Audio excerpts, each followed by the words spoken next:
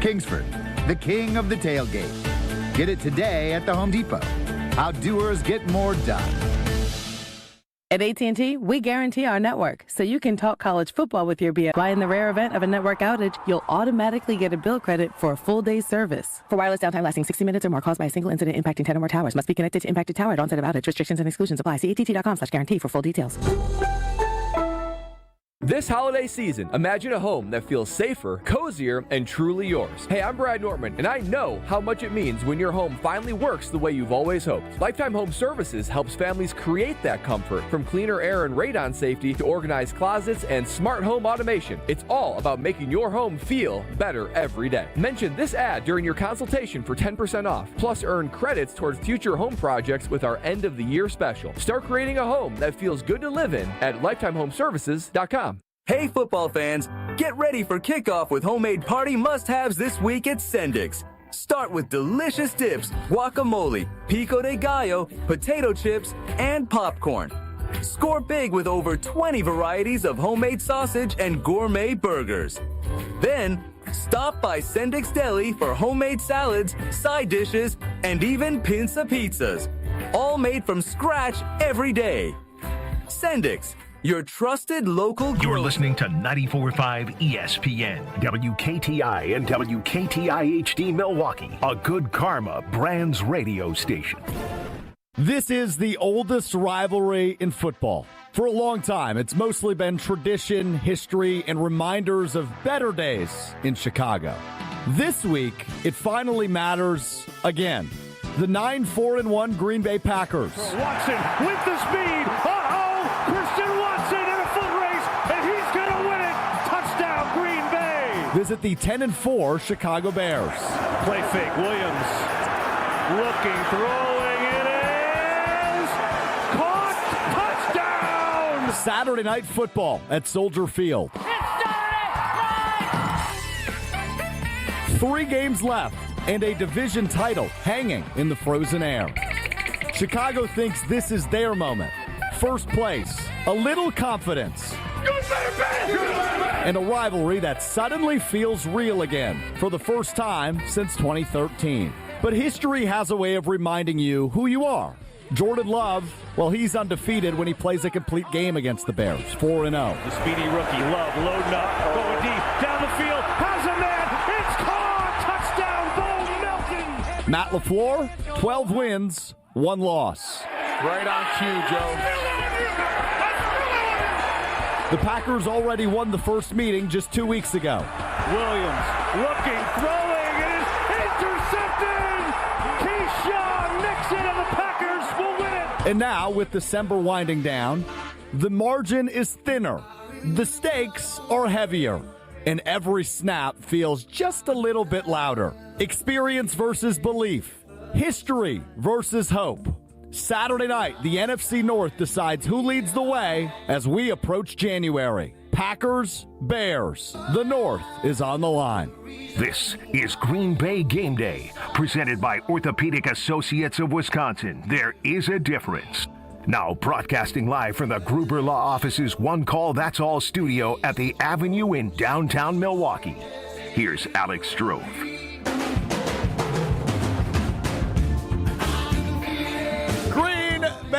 Game Day live from Chicago. It is Saturday night. Alex Strouf, Gabe Neitzel, Super Bowl champion Bryan Bulaga, John Anderson with you. Well done by our birthday boy, executive producer Will Summers on the open there. This is a fun one, man. Once again, for the second time in 3 weeks, the winner of this game will be in sole possession of first place in the NFC North, which is very, very good. Very, very exciting. And a lot on the line today as the Packers play their first game without Micah Parsons after he tears his ACL last week in Denver.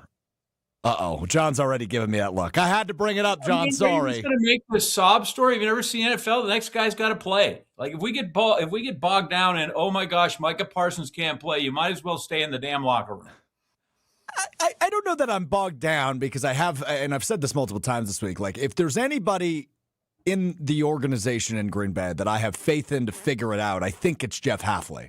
I have a ton of confidence in him down the stretch, even without Micah Parsons. I would just say in the coaching staff in general. Sure. I think Matt LaFleur's done his best work when his back's been against the wall, whether that's been when Devontae Adams missed games back in the Aaron Rodgers era of Matt LaFleur, or even just looking at last year. Put together a hell of a game plan in the games that Jordan Love ended up missing after injuring his knee in the opening game against Philly down in Brazil. So I think this coaching staff, and you mentioned this, the confidence you have in Jeff Hafley, I think this coaching staff as a whole is just, they operate pretty well when their backs are against the wall. It's a good point by you. Good point by you. But I'm curious from the former player perspective, because that is not me, John, or Gabe. Bryan, when you lose a player of this level, obviously it changes things. We saw the effect it had on the game last week as the Packers fall in Denver. But now moving forward, as John just alluded to, it is next man up. What is this situation like for the guys in the locker room on a short week as they get ready to head to Chicago?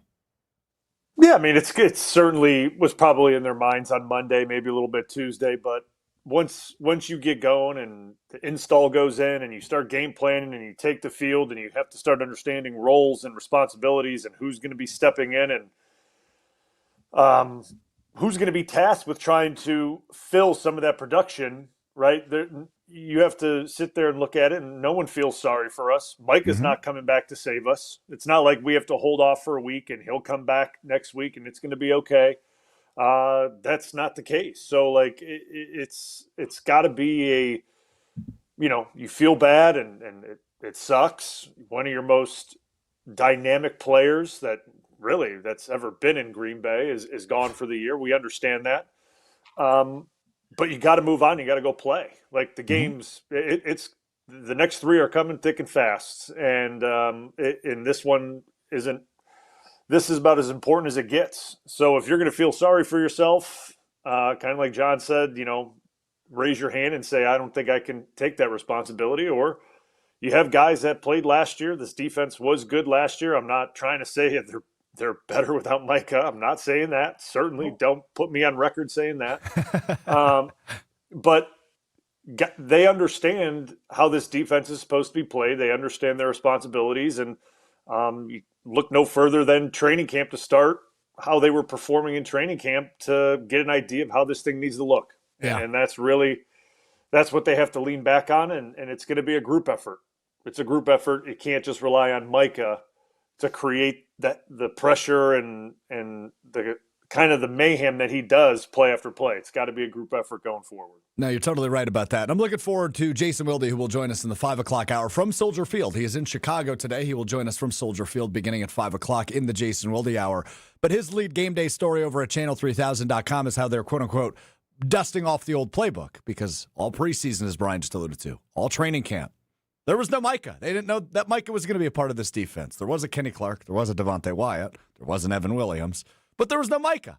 So it's not like they haven't done this before, even this season, dating back to the preseason. So that at least can give you a little bit of hope as guys like Rashawn Gary, Lucas Van Ness, Kingsley Enagbare, and Brenton Cox Jr., who was activated from IR, look to wreak some havoc on the outside.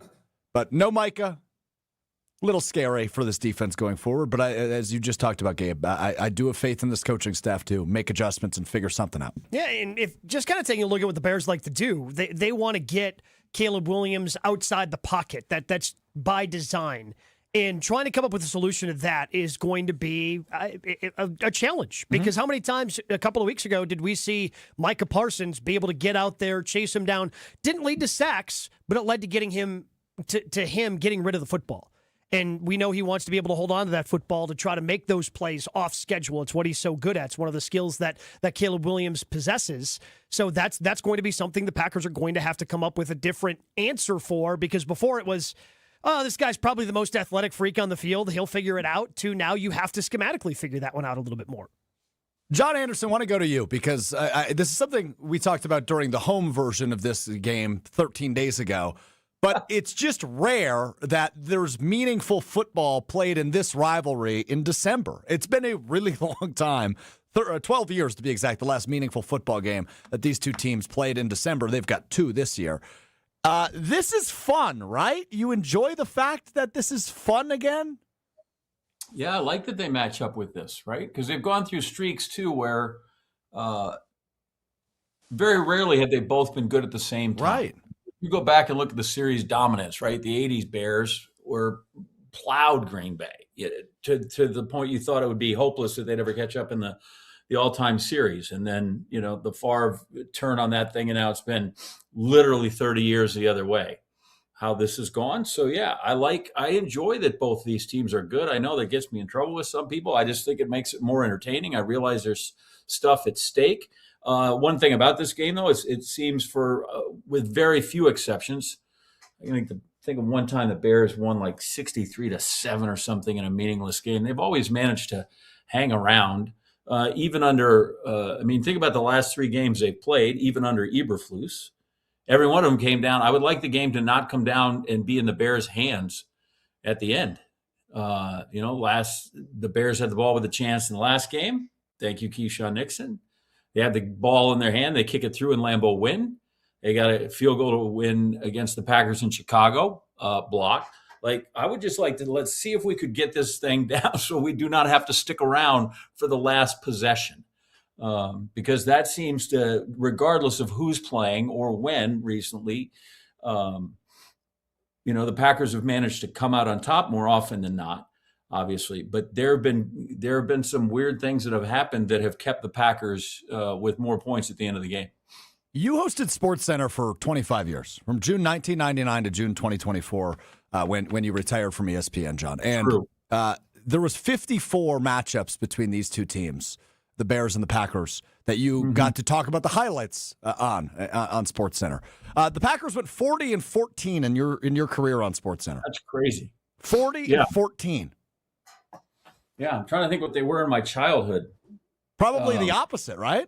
Not so much. Like my childhood, no, they were both terrible, if you recall. Maybe the Bears slightly better, but I don't recall really at any point the David Whitehurst or Lynn Dickey against Vince Evans or Bob Avellini captured anybody's attention.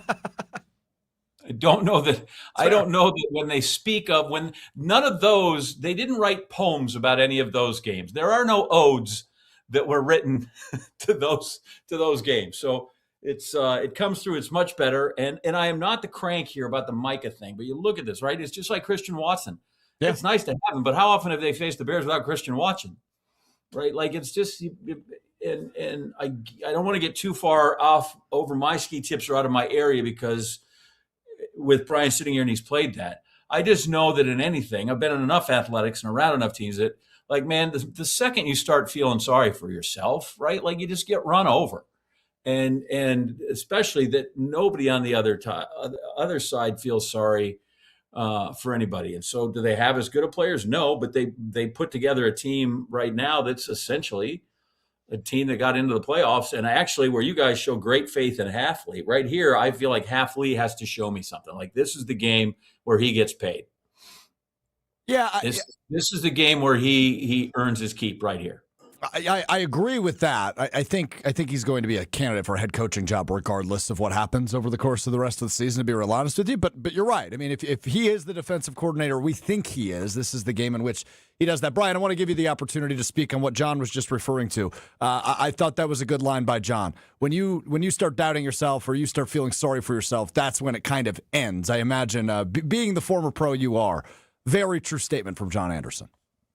No, absolutely. I mean, the self-doubt is the thing that'll get you first. Before you even take a snap or a play happens, if there's self-doubt going on in that field, right? Because the minute there's self-doubt and you go onto the field and one bad thing happens, it just starts tanking, right? You already go in there, kind of feeling sorry for yourself. You don't think it's possible, and then something doesn't go your way, and then that's just the snowball effect, right? It just continues on and on and on. And then there's an excuse for it and nobody cares, honestly. I mean, the team you're playing does not care. They just don't.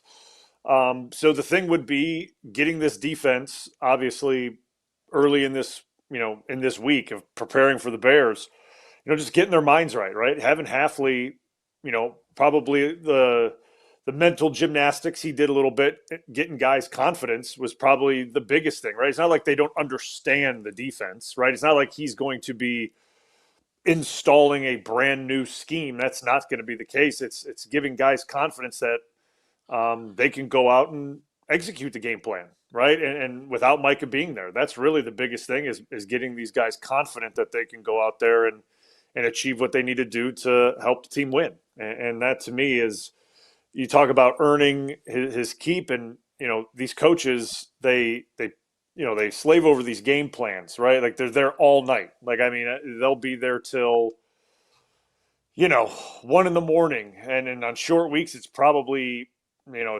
just that. But the biggest thing they're doing is they're playing psychologists for these guys, right? And when there's major injuries like this, they're trying to make sure guys are in the right head frame, that they can go and do their job and do it at a high level. No doubt. There's trying to get no doubt in these guys' minds that they're the right guy to go out there and do it. So to me, that we'll see if that's if they were successful in that this week, because like putting together some super duper game plan that's gonna win a game. I mean, okay, yes, there's X's and O's involved. Sure. I get it. And like keeping Caleb Williams in the pocket, yeah, that's what I would do. I mean, you're talking about rush lanes and rush discipline and things like that. And you can get away with that with Micah, because Micah will track down the quarterback looping back around. Like Micah will do that. Well, we don't really have guys there right now that have that closing speed of Micah. So now they're in fairness, nobody does, because Mike is a lot of the times the fastest guy in the field, which is insane. Uh-oh.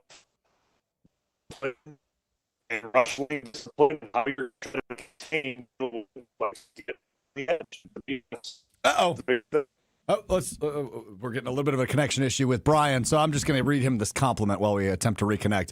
From Chris on YouTube at ESPN Milwaukee. Bulaga, you are the man.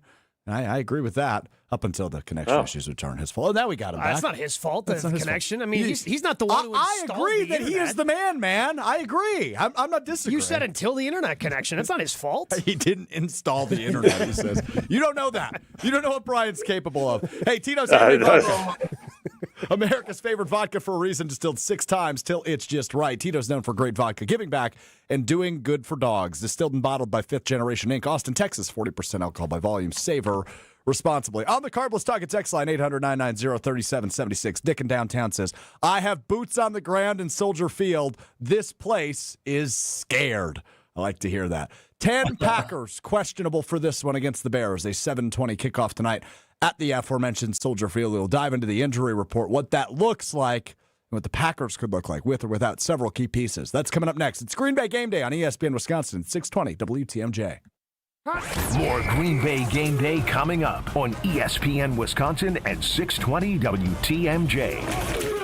Is back pain slowing you down? The OAW Spine Center offers specialized care with advanced treatments for herniated discs, spinal fusion, and more. Their board-certified orthopedic care specialists use the least invasive methods, starting with non-surgical options. If surgery is needed, they provide minimally invasive procedures. The OAW Spine Specialists focus on getting you back to an active lifestyle faster. The OAW Spine Center. There is a difference. Visit OAWSpineCenter.com. Oh no, there's only seltzer left, and it's passionberry almond fruit? Who comes up with these? Kick the aluminum can to the curb and mix up a cocktail you actually want with Tito's. It tastes great, it's gluten-free, and it's available in a variety of sizes for your convenience. The flavor abilities are endless. Tito's Handmade Vodka, the official spirit of whatever you want to drink. Distilled and bottled by 5th Generation Inc., Austin, Texas. 40% alcohol by volume. Savor responsibly. Experience the excellence of Catholic Memorial High School for yourself. Come see how students gain a competitive edge at CMH.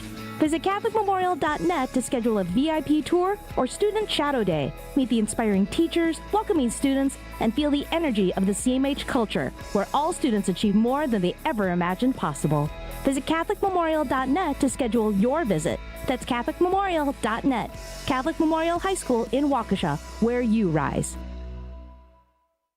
It's the holiday season, the best time of the year for sports. Bowl games, basketball matchups, playoff pushes, it's all happening at once. Hey, it's Mark Tauscher with ESPN Wisconsin, and there's one place where it always feels good to be right. Prize Picks. It's the simplest way to play daily fantasy. Make your player picks in less than 60 seconds. Just choose more or less on at least 2 player stats. You get them right, you can cash in. And new this season, early payouts. If your lineup gets off to a hot start, you might be able to cash out before the game even ends. And with stacks, you could pick the same player up to 3 times in one lineup. Like more on Giannis's rebounds, points, threes, assists. You can only do that on Prize Picks. Deposits are fast and easy with Venmo, Apple Pay, MasterCard, and more. Download the Prize Picks app today. Use code WI to get $50 in lineups after you play your first $5 lineup. That's code WI to get $50 in lineups after you play your first $5 lineup. Prize Picks. It's good to be right.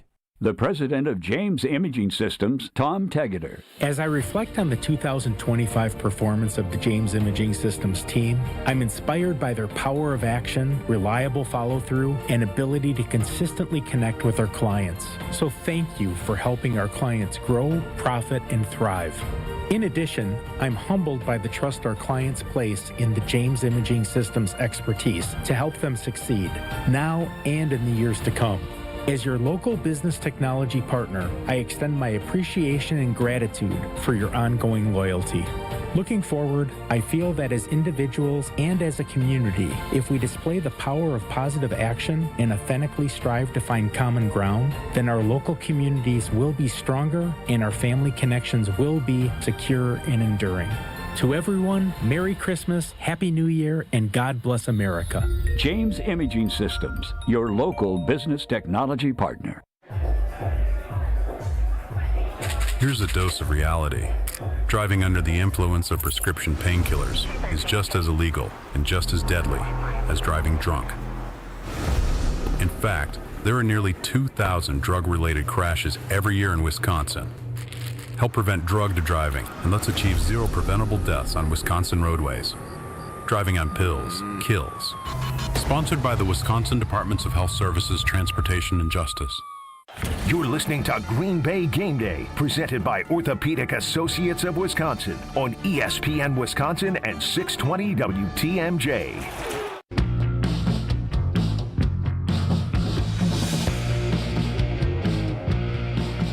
Game Day is presented by the Orthopedic Associates of Wisconsin. There is a difference. I'm Alex Strouf. He is Gabe Neitzel with us until 6 o'clock ahead of, who does Marquette play tonight? Creighton? Creighton.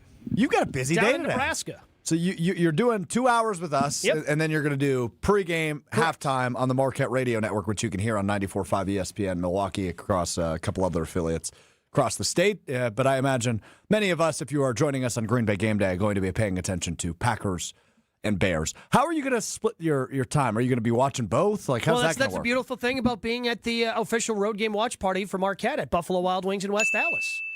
A lot of TVs there, Strouf. There is a lot of TVs at the Buffalo Wild Wings. No doubt about that. I've noticed something about working with John Anderson the last 2 years. Yeah. Anytime anybody takes a shot at me, he laughs. It's the hardest he laughs on this show. Well, I do think it is humorous. I was unaware where the broadcast originated from, but it is anymore. You can do all kinds of things to watch. Picture-in-picture was invented 40 years ago. Mm-hmm. I feel like you can keep trying a couple of things is all I'm saying, right? I tell people why do you think people are paying billions of dollars for rights fees? Because it's the one thing you cannot time shift because you can see it all the time, right? Like even when you tell your friends, I'm not going to be able to see the Packer game, don't tell me anything, right? In 4 minutes, you know when they've scored. Yeah, that's true. It's impossible, but that's cool. Hopefully, Gabe, you can fight through and manage technology and figure out a way to see something that's happening. You guys are jerks. Lord. You guys are jerks. It's a moon landing. He's going to try to watch the games.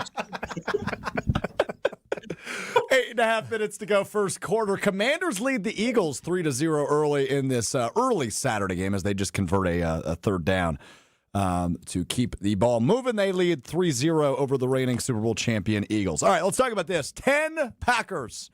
10 are listed as questionable entering tonight's game in Chicago. I'm going to run through the list. And also, before I run through the list, Brian, I might have just missed this. Has it always been a thing where if you're fighting multiple injuries, they list multiple injuries on the injury report? Because there's multiple Packers with multiple injuries. I think that's been a more recent thing where they list all of them now. Because back, it would just be one thing. Like you could have a bunch of things going on, but I think the rules have evolved of what you have to report on the injury list these days. I think that makes sense. But normally it's just been like a knee or shoulder or back, and now there's like knee, hip, ankle. Well, I was going to say, man, like you played offensive line, so by week 16, which is the week we're in, you probably had what? A knee, a back, a shoulder. Just the injury, it's underneath injury. It just says yes. Right. Yeah, exactly. Yes, questionable. Yes, you could just start putting that like at week 6 is just questionable for everybody. I mean, if you want to cover your basis, you might as well just do that. Well, because and that's essentially what it is. Yeah, that's what it kind of seems like Matt LaFleur does more than most coaches, and maybe he wants to avoid the $100,000 fine the Ravens had earlier this year when they did what could have been interpreted as misleading, and the NFL just decided was stupidity, and still fined him $100,000. Didn't take away any draft picks for what they were doing with Lamar Jackson earlier this year. So it feels like the Packers are like, all right, if you stubbed your toe last night, we're putting you on the injury report. Right. All right, I'm going to run through the list. I believe Tom Brady is still on the injury report with a bad shoulder. He's been gone 5 years. Yep. Good pop. Remember that he had like 212 straight weeks or whatever it was with an injury on the right shoulder. Oh, makes sense. All right, here's the list. Gabe, I'm going to give you the opportunity. If you at any point want to cut me off as I run through this list and make a comment, just put your hand up and I will stop. Okay. We start with Josh Jacobs, who has a knee and ankle injury. Hand is up. Okay, we'll stop there. So this is what I really want to talk to Rob about, because apparently he went on our sister station, ESPN 1000 down in Chicago, and told Carmen and Yurko in the middle of the day yesterday that he believes that Jacobs is more doubtful than questionable, which is concerning. Great. So I really want to talk to Rob about that. Although they didn't make any moves yesterday. The running back that they've been bringing up from the practice squad was out of options to come up, so they would have had to make him an official member of the 53-man roster. I know Chris Brooks is going to be coming up on this list as well, but they would have made some sort of move to shore up the running back position, though, if Josh Jacobs wasn't going to play. So I wonder if something changed between Rob yesterday going on Carmen and Yurko, and then how the Packers kind of felt by the afternoon. I already know you're going to put your hand up for this next name. So John, Bryan, if you want to jump in on this next one. Christian Watson is listed as questionable with a chest and shoulder injury. That was a weird one last week. Yeah, but it seems like he's going to play. Yes. Which is good. Packers offense is better on the field. Dead. Yeah, I thought he was dead too. He was dead. I'm like, get a sling. Get a sling. He's done. Crazy that he's going to come back. It looked so similar, Blue, to when Charles Woodson tore his shoulder up in the Super Bowl in 2010. Yeah. The way he kind of landed on his arm, and then the way the arm just kind of jammed up into the shoulder. Yeah, I thought it was collarbone. Right when he landed, I thought it was AC joint or collarbone, but hey, glad it's not. Yeah, so I agree. That was the initial thought for me. And then it was designated as a chest injury. And I'm no doctor, and I'm aware the collarbone is connected to the chest. But it's typically listed as a shoulder injury when you hurt a collarbone. That's just typically what the designation is. That's what it was for Jaden Reed earlier in the year. So when it was designated as a chest injury, I went, strange. And then the report comes out that he was in a Denver hospital checking if his lung got popped effectively. And luckily he was able to fly home with the team, and sounds like he's going to play today for Green Bay. Zach Thomas next on this list. Back knee. Yeah, I'm worried about that one a little bit. I don't think he's playing. Worried about that one. Doesn't seem like he's going to play. Could I argue that is the most, on offense, that's the most crucial of the questionables? I was going to. I would push back, John, because this week, the Bears do have, one guy that can get after the quarterback, but one of the weaknesses of this Bears defense is being able to generate pressure. If this was last week and you were going up against that pass rush, I would say, you want Zach Tom out there. But this week, I feel like Christian Watson is more important than Zach Tom. Okay.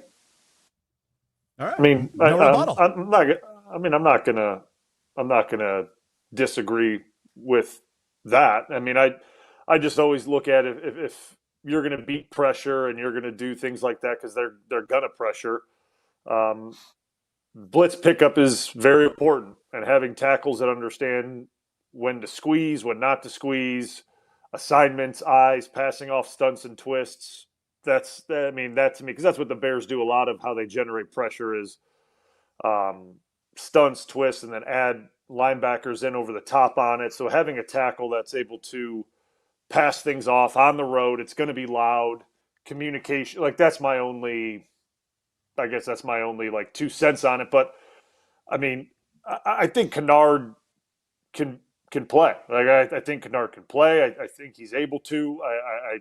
It's not like I'm severely worried that he's going to step in and like not be able to get the job done. I mean, yes, Sweat is good.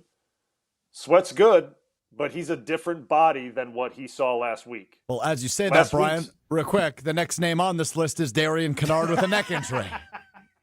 Yeah, I mean, I think he's going to be fine. I think he'll be fine. I hope so. Yeah. And now, when you guys were discussing, I'm glad John said the most important offensive questionable, because I would have disagreed, because I think this could be the most important questionable. Does not sound like he will go. And that is safety Evan Williams with the knee injury. He got injured in the same exact play as Micah Parsons. And good story from Jason Wilde over at channel3000.com this week.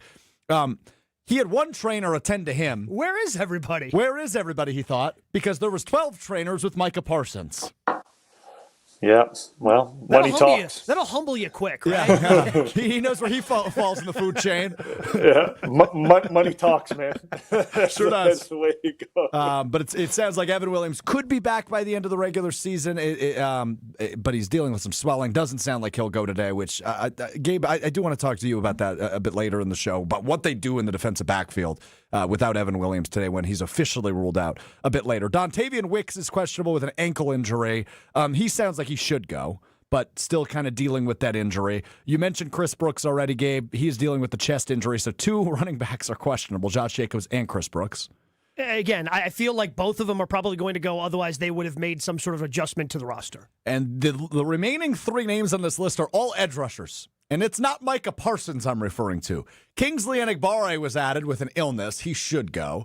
Brenton Cox was reactivated from IR, but is still questionable with the groin injury he suffered back in week 1 against the Lions. And then Colin Oliver, the rookie mid-round pick, who was put on IR prior to the preseason with a hamstring injury, is also listed as questionable. He has not seen any game action, preseason or regular season, for the Packers in the NFL yet. But Oliver was not activated to the roster yesterday, so he's not going to be eligible to play. He's not on the 53. No. Don't have to worry about Oliver. Okay, so Kingsley Enagbare, Brenton Cox are the 2 you should keep an eye on, though. But it seems like Enagbare should go. Cox, I'm not really sure what to expect with him after he was activated yesterday. Yeah, he was elevated.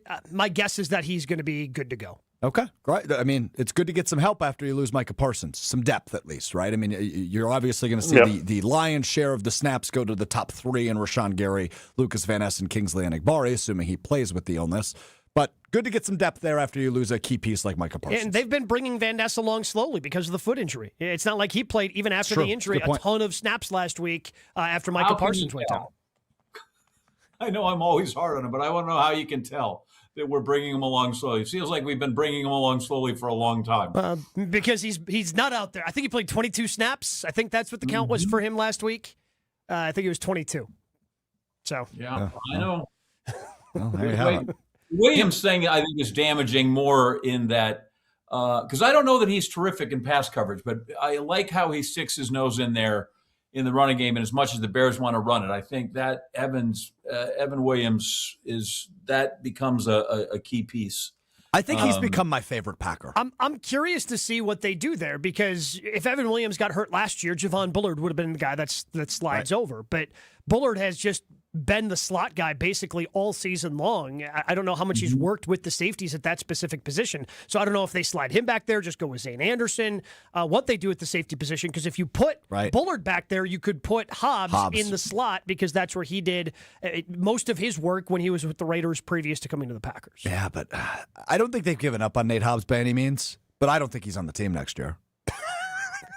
How's that for a line? They haven't given up, but he's not going to be here. They're going to give up. I don't know that they have yet. Okay. Someone's given up on him. I just don't know if they're in a position to make personnel decisions with the Green Bay Packers. But he does have a microphone, and he can say it on ESPN Wisconsin and 620 WTMJ. That we know for a fact. Hey, if you're heading up to Green Bay anytime soon, maybe next weekend for the Ravens game, make a quick stop at Higher Love Cannabis Company just over the border in Menominee, Michigan, less than an hour north of Green Bay. Award-winning, locally owned, organically grown, the best in the Midwest. Visit findhigherlove.com/CBD for more information. Our buddy Rob Demovsky just arrived at Soldier Field. We will talk with him live from Chicago coming up next. And we're going to give Gabe the first question because he's been itching to talk to him about Josh Jacobs. Gabe asks Rob Demovsky about Josh Jacobs. That's next on Green Bay Game Day. We're back with Green Bay Game Day after this on ESPN Wisconsin at 620 WTMJ. Experience hot gaming action and a relaxing spa day. Your perfect winter getaway at the island. Book a stay and float package to get both a standard room and a rejuvenating 60-minute float pod therapy session for less than $100. Complement your stay with an elevated dining experience at Horizon Steakhouse, followed by an evening of comedy in Club 41. The Island Resort and Casino's stay and float package runs through February. Call 800-682-6040 to book yours today. Certain days and restrictions apply. One of the best things about the holidays is going home and spending time with family and friends. One of the worst things, getting there. Holiday travel can be tough, especially driving. If you or a loved one needs help after an accident this holiday season, we're here for you. Our top-notch team of experienced professionals is available 24/7. Be safe this holiday season. Gruber Law Offices. One call, that's all. Homer here for Window Nation's end of the year sale. It's cold here in Milwaukee, and if you've been thinking about new windows, it's good you waited, because during Window Nation's end of the year sale, get 50% off, plus you could get 0% interest for 5 years. On windows that stop the cold wintry drafts, seal out moisture, and so energy efficient, you'll save money on your utility bills. Installed in 1 day. Lifetime warranty and an A+ rating from the Better Business Bureau. Sale ends soon. Don't miss out on big savings. WindowNation.com to get started. The NBA is happening Christmas Day. 5 games, 1 unforgettable lineup. That's what Christmas is all about. Buckets for breakfast, breakaways for dessert. It's the holiday tradition. Christmas is our day. With star power from across the globe. The stars, they are going to be out. The best gift, you don't even have to unwrap it. We want to say Merry Christmas and Happy New Year! NBA Christmas Day begins at noon Eastern on ABC and ESPN. There are 12 months in the year. 12 hours on the clock. 12 signs of the zodiac. 12 days of Christmas. 12 apostles. And 12 wow items at Kessler's. And 12 wow items at Kessler's. And a partridge in a pear tree. One of the coolest wow items is only $48. It's a paperclip chain made out of gold-plated sterling silver. Very cool. And just $48. We have wow tennis bracelets for just $1,998. Wow 10-carat tennis necklaces. Wow engagement rings. A wow toggle heart bracelet. And it's just $168. Wow diamond pendants. And a fantastic wow snowflake pendant in sterling silver. With blue color-enhanced diamonds. Blue! And it's just $163. Kessler's is the place to be for you and me. And blue diamonds are you diamonds. The thing is wow. The time is now. Merry Christmas, everyone. For the location of the Kessler's nearest you and our holiday hours, visit KesslersDiamonds.com. It's ESPN Milwaukee's Brad Nortman here with some exciting news from my friends at Bank 5-9. Not only have they been named a top workplace for 16 straight years, but they've just won the prestigious Community Choice Award as the best bank in the Milwaukee area. Honestly, I'm not surprised. Not only do they have great products and services, but they truly live out their mission to make lives better.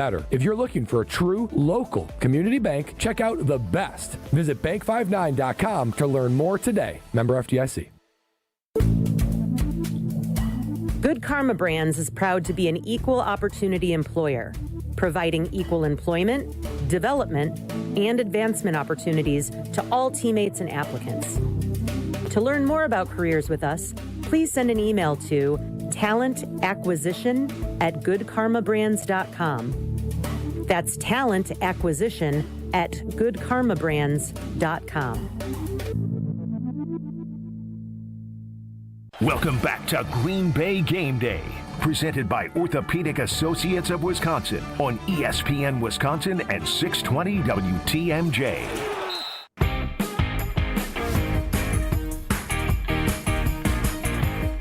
Green Bay Game Day is presented by the Orthopedic Associates of Wisconsin. There is a difference. Joining us now from Soldier Field in Chicago is the bold, the bald, the beautiful ESPN NFL Nation reporter Rob Demovsky. Typically, I ask the first question. Not the case today. Gabe Neitzel, the floor is yours as we welcome in Rob Demovsky. Hey, what's going on, Rob? How are you today? I'm good, Gabe. How are you? Well, I think it's going to depend upon how you answer this question, bud, if I'm being real honest. So let me guess. You want to know if Josh Jacobs correct, yeah. So you went on Carmen and Yurko yesterday, and you said he was doubtful more than questionable? Well, that was my that thing took on a life of its own. I said if I had to guess, he was closer to doubtful than questionable. And then, of course, these internet idiots just, Rob Demovsky's reporting that Josh Jacobs is doubtful. No. Well, no, I saw the report that you'd said doubtful more than questionable. And obviously, because like Christian Watson, I felt was more probable than questionable. So I guess I understood the context in which you were delivering it, because for the Packers, everybody's questionable. But it did bring up a little bit of concern that maybe the knee is a little worse than I anticipated. Well, I'll start by saying I do not know whether he's playing or not. I just traffic was a little bad, just got into the stadium, haven't had a chance to talk to anybody. But I'm just going off of what I saw during the week. And, look, he didn't practice at all.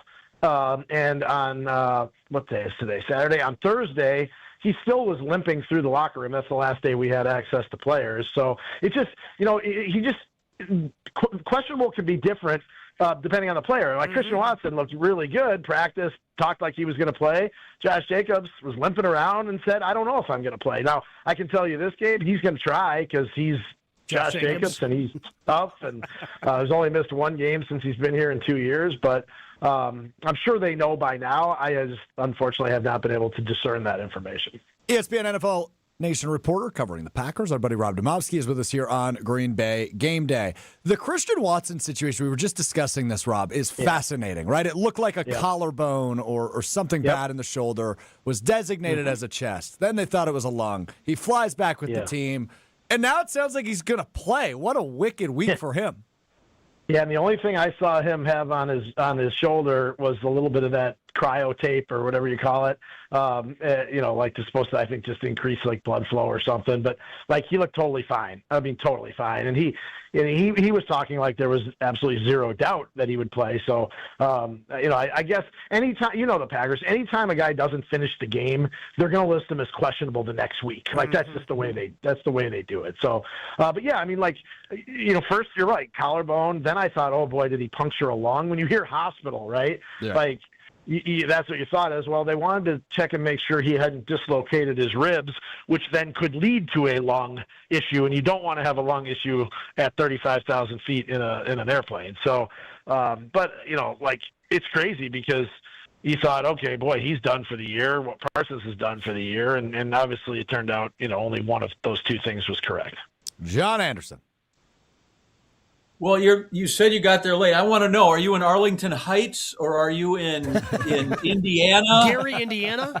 Where the hell are you? Yeah. Well, I drove to Arlington International Racecourse because I thought that's where the game was. But then I drove to Gary, thought that's where the game was, and I settled back on Soldier Field. I know this is apart from the game. They're not going to Indiana. They are not going to Indiana. But come on. I want to tap into your roots there. It's a little off game day for now, but just the thought on what's happening there with Chicago, because the idea of the Packers playing the Michigan City Bears or whatever, what a mess they've got there. Yeah, and I mean, I grew up in Arlington Heights. I used to go to the racetrack when I was a kid. That is not a great location for an NFL stadium where there's going to be 70,000 people there. It would not be good. I just the Chicago Park District owns Soldier Field, right? Which means the city of Chicago owns Soldier Field, and they've never handled it right. I mean, they don't handle the field right here. They didn't handle the rebuild right here when they renovated in, 2003 or whenever it was.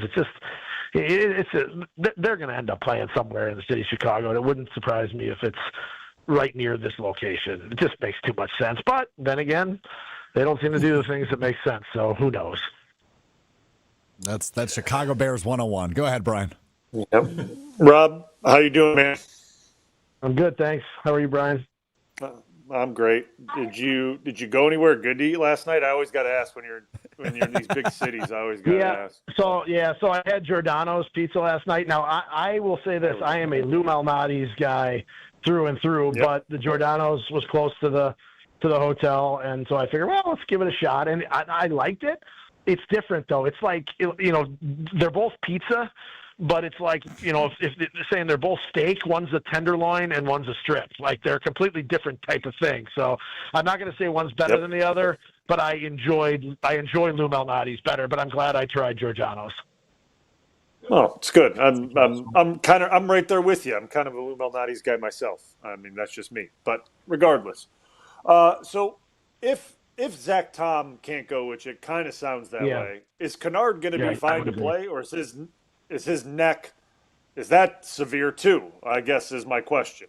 Yeah, I don't know if his injury is an issue, but I sort of get the feeling that they might give Jordan Morgan a shot there, and I can't tell you why. I don't know why. We don't get to see 11 on 11, but just the way they were doing individual drills in practice, I don't know. It just made me. He was working at right tackle as best you can tell in individual drills, because they split up the line and they go 3 guys over here, 3 guys over there to get drill work done, twice at a time. But I mean, Jordan Morgan appeared to be playing right tackle in the drill. So I wonder if that's the way they're going, regardless of Darian Kennard's situation. Oh.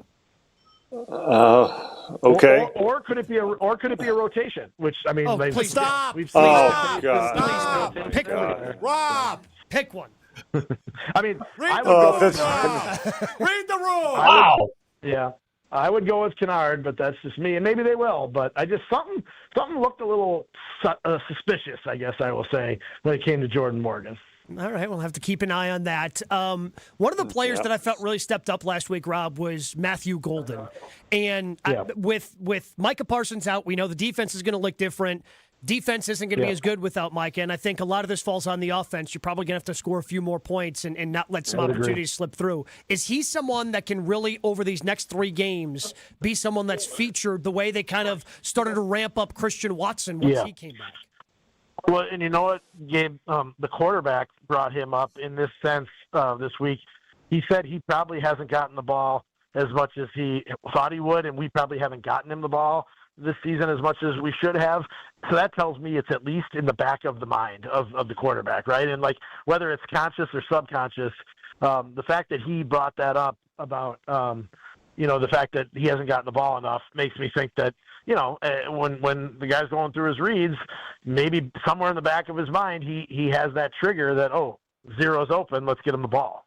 So I think it would be a good way to go. I think it would be interesting. I think, given what you said about, the types of games and the way they're going to have to win games, they can't have 3 and outs and then let the defense go on the field for 15 plays and then have another 3 and out and send the defense right back out there. So they do need to figure that out. And I think that, it didn't hurt them. It didn't cost them the game the last time around, but it did hurt them in terms of those quick 3 and outs followed by long Chicago drives. Rob Demovsky is with us here on Green Bay Game Day. He is the ESPN NFL Nation reporter covering the Packers back at his old stomping grounds of Illinois. You tweeted this yesterday, Rob, that the Packers getting some pass rush help in defensive lineman Brenton Cox Jr., who was activated off injury reserve since his groin injury in Week 1 against Detroit. I assume that means, A, he's going to play, but B, how much workload do you expect for him as he makes his plays in his first football game since early September? Yeah, he's been practicing for a couple of weeks, Alex, so I do think, he should be able to go. And look, those edge guys, especially a pass rush specialist, they don't play 50 snaps anyway, right? Like a guy who's a backup edge rusher. So I do think, he can handle his normal workload, which, I mean, what's the most snaps he's ever played? Probably 35 or 40, maybe. Yeah. And look, I mean, he's a fresh guy. He has shown in the past some ability to get to the quarterback. And, I mean, he's been here for, is this 3 years now for a reason? Yeah, I mean, he's been here for a reason. They think he can play, and he has shown flashes of being able to play. So I think that's, I know he was hurt, but he's also fresh, if that makes sense. So assuming he's healthy and the groin injury is, doesn't bother him anymore, this is a guy who's, basically coming out of training camp ready to go for the start of the season because the season basically is starting now. So I wouldn't be surprised to see him make an impact today if he gets an opportunity, which I think he will. Real quick before we go back to John Anderson, Lucas Van Ness, I think it was something like 22 snaps last week. Is he still kind of slowly working his way back? Yeah, and I can tell you this, even after the last game, which he appeared to get through without having a setback, he was still in a boot after the game. So they're clearly still trying to keep, but it's preventative at this point. I mean, it's trying to make it so it doesn't get any worse. You can wear a boot and still play, but that just tells you that it's still there, right? Like that this is not something that has gone away and he's completely in the clear. I have thoughts on that too, but I'm going to let him go because that's just going to sound like I'm piling on him. While I refuse to bemoan the loss of Micah Parsons, I'm curious if you have any insight on why he has not had surgery when Mahomes was on the table Sunday night. Yeah. Do we know what the thought is there? Yeah, I mean, from what somebody told me, Mahomes has it's a bad one. Like there's more. I know they reported. Yeah, I know they reported ACL, LCL, but look, I've been around this thing long enough to know that when you do surgery right away, like either before you leave the city or as soon as you get back, there's some serious stuff going on. And the Packers typically don't do ACL surgeries right away. Brian, I'm assuming you waited till a few days to get yours. They like to either prehab it or let the swelling go down. And I don't know that he hasn't had it by the end of the week. He may have had it by the end of this week. I don't know that for sure. And I don't know who's doing it. But I think it's comparing apples to oranges there. I've never, ever heard of a guy with a standard ACL tear have it done the next day. There has to be something going on there. Brian? Yeah. My only experience was my second one. I did it. I mean, I tore it on, what was that? I think it was a Sunday game. Family night. Sunday. Was it family? Oh, no. Family night was the first one? Second one. Yeah, family night was the first one. Yeah. Second one, though, I was, I think I might have bullied Doc McKenzie into it. But I told him, I told McKenzie, we're doing this on Wednesday. And he looked at me, he's like, are you kidding me? I'm like, yeah, I'm doing it on Wednesday. And I got it done on Wednesday, but I didn't have any swelling in mine. Mine was it was not bad at all. It was just the ACL and no swelling, but I might have bullied him into that a little bit. But besides that, I don't think this is unusual. If he hasn't had the surgery yet, I don't think it's unusual. I think the Mahomes thing was way, way out of the norm. Yeah, I've never heard of the day after. I could be honest. It will be interesting it will be interesting since they both did it on the same day, just to follow their rehab and who gets back to practice first, and I mean literally the same day. So that'll be. This isn't the right word. It'll be fun to watch, not because it's fun that anybody got hurt, but it'll be an interesting thing to sort of study as we go through the off season. Who's more of a freak athlete, Patrick Mahomes or Micah Parsons? That's next on Green Bay Game Day. Rob, we'll get you out of here on this. I asked you the same question 2 weeks ago, but it's fun to see this rivalry mean something at the end of December. What do you make of this one? Week 16, winner will be in sole possession of first place to the NFC North.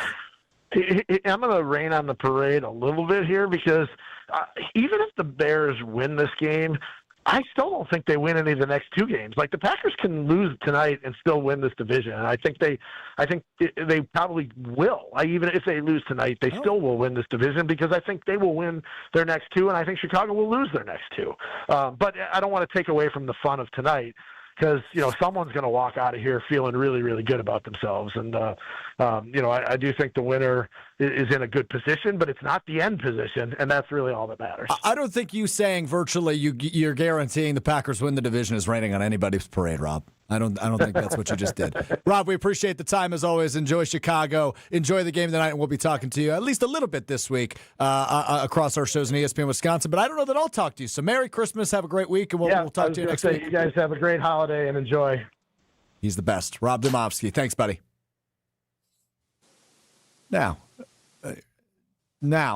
we have to look at our hero of the game. Who's going to step up for the Packers? There's a lot of opportunity to do that today, man. As we roll through that injury report, who is going to step up? We will take a look at our network health hero of the game. That is coming up next on Green Bay Game Day.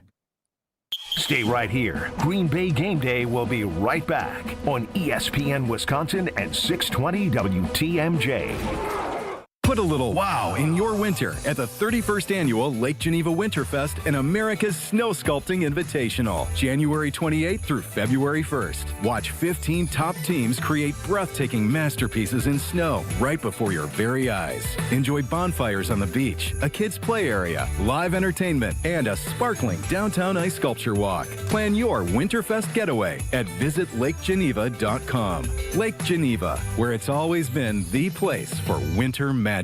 At Big Fish Contracting, we want every home project to be a good story worth sharing. That's why we as a team aim to exceed your expectations. We can improve any aspect of your home. Everything from a complex remodel to the essential roof, gutters, siding, and windows. Integrity, humility, and kindness are why we've grown in southeastern Wisconsin for the last 2 decades. Visit bigfishcontracting.com to learn how Big Fish is renovating homes and redeeming an industry. You've noticed a change in your teen. They seem distant, and you wonder if it's the usual ups and downs or something deeper, like substance use or mental health struggles. If you're worried, why wait to reach out? Hazelden Betty Ford offers specialized care for teens and young adults, plus support for families. Call 1-855-489-2383 or visit wegotyou.org, because love doesn't wait for a crisis, and change starts when you do. Sponsored by Hazelden Betty Ford Foundation. Football's back, and if you're headed up toward Green Bay, the perfect stop is Higher Love Cannabis Company, just seconds over the border in Menominee, Michigan, less than an hour from Green Bay. An easy stop before or after the game or anytime you're passing through town. And with so many low-quality, unregulated CBD products floating around Wisconsin, trust matters. Higher Love, award-winning, organically grown, locally owned, and the real deal. Higher Love Cannabis Company, best in the Midwest. Visit findhigherlove.com/CBD. When you've thrown over 4,000 innings like I have, you know joint pain isn't a maybe, it's a guarantee. For you, was it climbing ladders or too much heavy lifting? Hey, we're all in the same boat. But surgery, that was never my answer. Baseball legend Roger Clemens knows there's a better way. That's QC Kinetics regenerative treatments that help your body heal itself. No scalpels, no fake fixes, just real relief. What I love about QC Kinetics, these are the most respected medical pros in the country that specialize in non-surgical therapies to get you moving again. Don't mask the pain, fix it. Call QC Kinetics now for a free consultation. I trusted QC Kinetics. You should too. Call QC Kinetics today and schedule your free consultation. Call QC Kinetics, 414-240-2298. That's 414-240-2298. 414-240-2298. Something exciting is happening at St. Kate the Arts Hotel. On the second floor, you'll find the Studio Kitchen and Cocktails, Milwaukee's destination for bold flavors, fresh sushi, seasonal entrees, and cocktails crafted with care. Start your day with a breakfast that fuels you, stop in for dinner that sparks conversation, or linger late into the evening with drinks designed to inspire. With flavors and drinks for every mood, the Studio is the perfect place to gather, celebrate, and connect. Be boldly social. The Studio Kitchen and Cocktails, now on the second floor at St. Kate the Arts Hotel. Hey sports fans, looking to level up your next private event? V Private Bar Services is your game changer. Move beyond the ordinary. V Private Bar Services crafts custom cocktails tailored to your brand and your guests' tastes. Imagine a bar experience that's as unique as your business. Our expert mixologists will create a memorable experience that your clients and team will rave about. From signature cocktails to full-service bars, we've got you covered. Be the MVP of your next event. Visit vprivatebar.com to book today. This is Green Bay Game Day, presented by Orthopedic Associates of Wisconsin on ESPN Wisconsin and 620 WTMJ.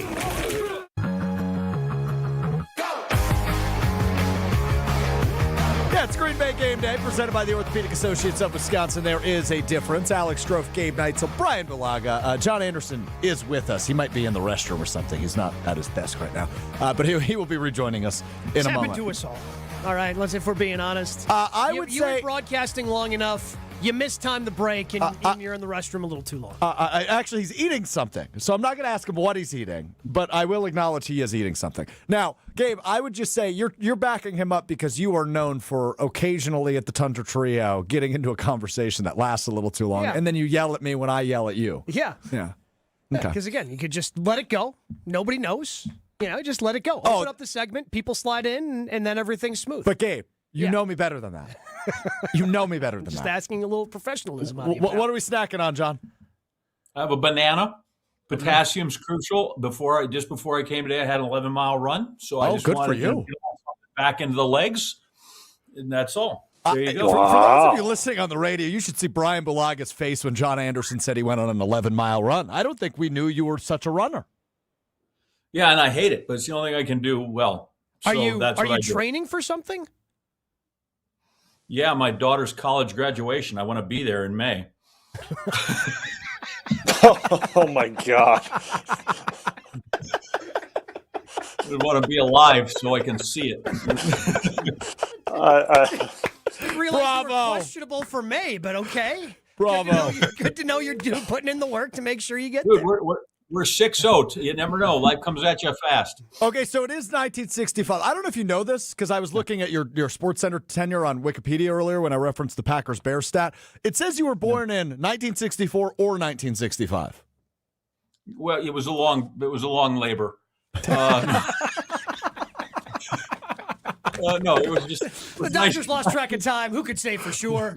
Wow. Which would sound funny if you were like it was New Year's Eve, but since it was actually in the middle of May, it doesn't hold as much weight. It was, 1965. John Anderson on fire. Time now for our Network Health Hero of the Game. Network Health honored to serve many veteran members, and they're also proud to count veterans among their employees because they're based right here in Wisconsin. They are able to develop health plans specifically with their veterans in mind. That is Network Health, and since he's on fire, we'll give him the rock right off the top. John Anderson, who needs to be the hero of the game for the Packers to secure a win and first place in the NFC North after tonight?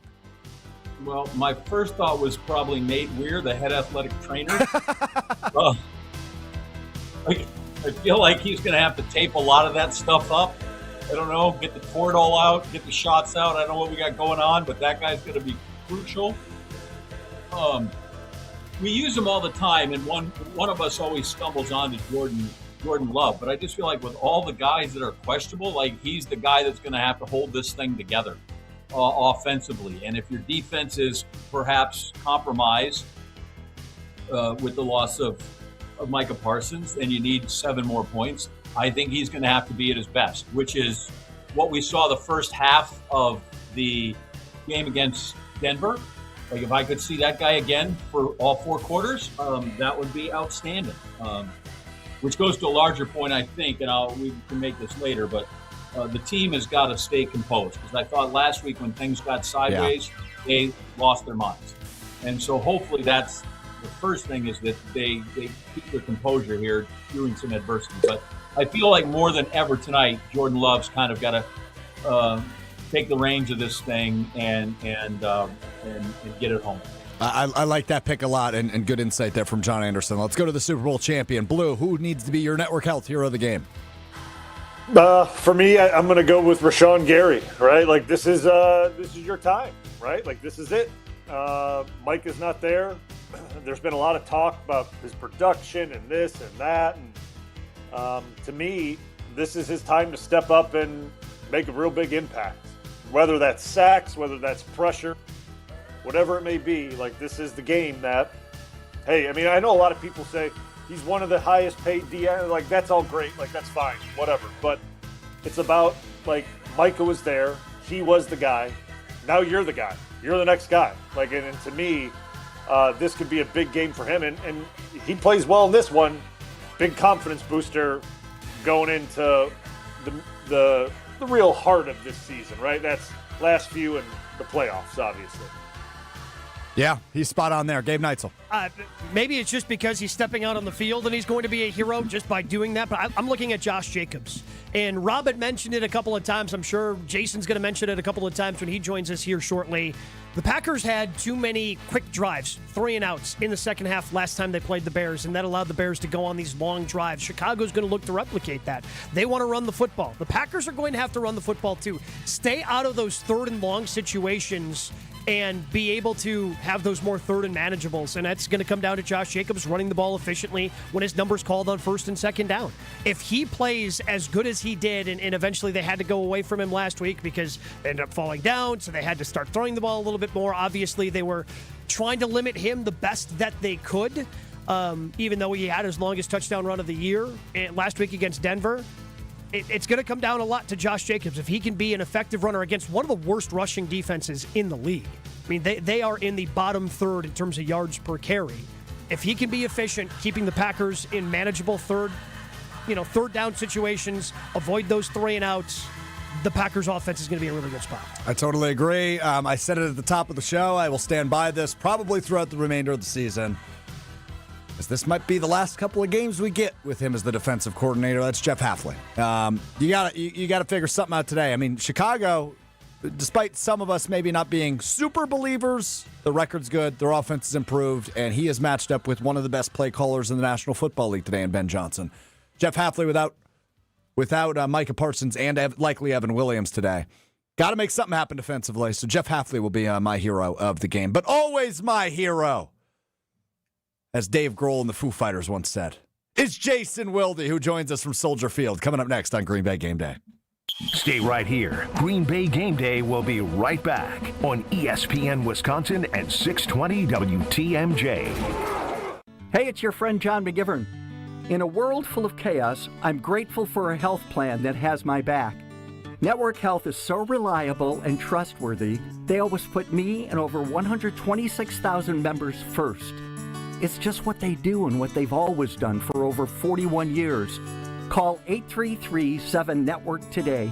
HMO and POS plans underwritten by Network Health Plan. Compensation has been provided for using this endorsement of Network Health.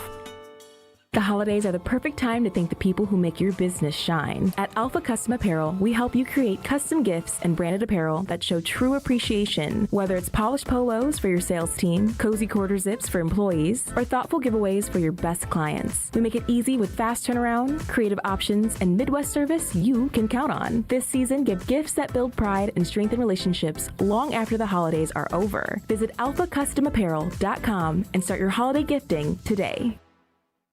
Are you looking for reliable transportation this holiday season? I got you covered. Hey, it's Jen Latta from ESPN Milwaukee. With holiday parties, family gatherings, and year-end events on the horizon, I trust Accutrans Group to handle all my private transportation needs. Whether it's a corporate function or a festive celebration, Accutrans gets me there safely and on time. As a veteran-owned business, they pride themselves on top-notch service that you can count on. Booking is easy, stress-free, and reliable. Just visit AccuTransGroup.com to reserve your holiday ride today. That's AccuTransGroup.com. Green and gold fans, it's game day.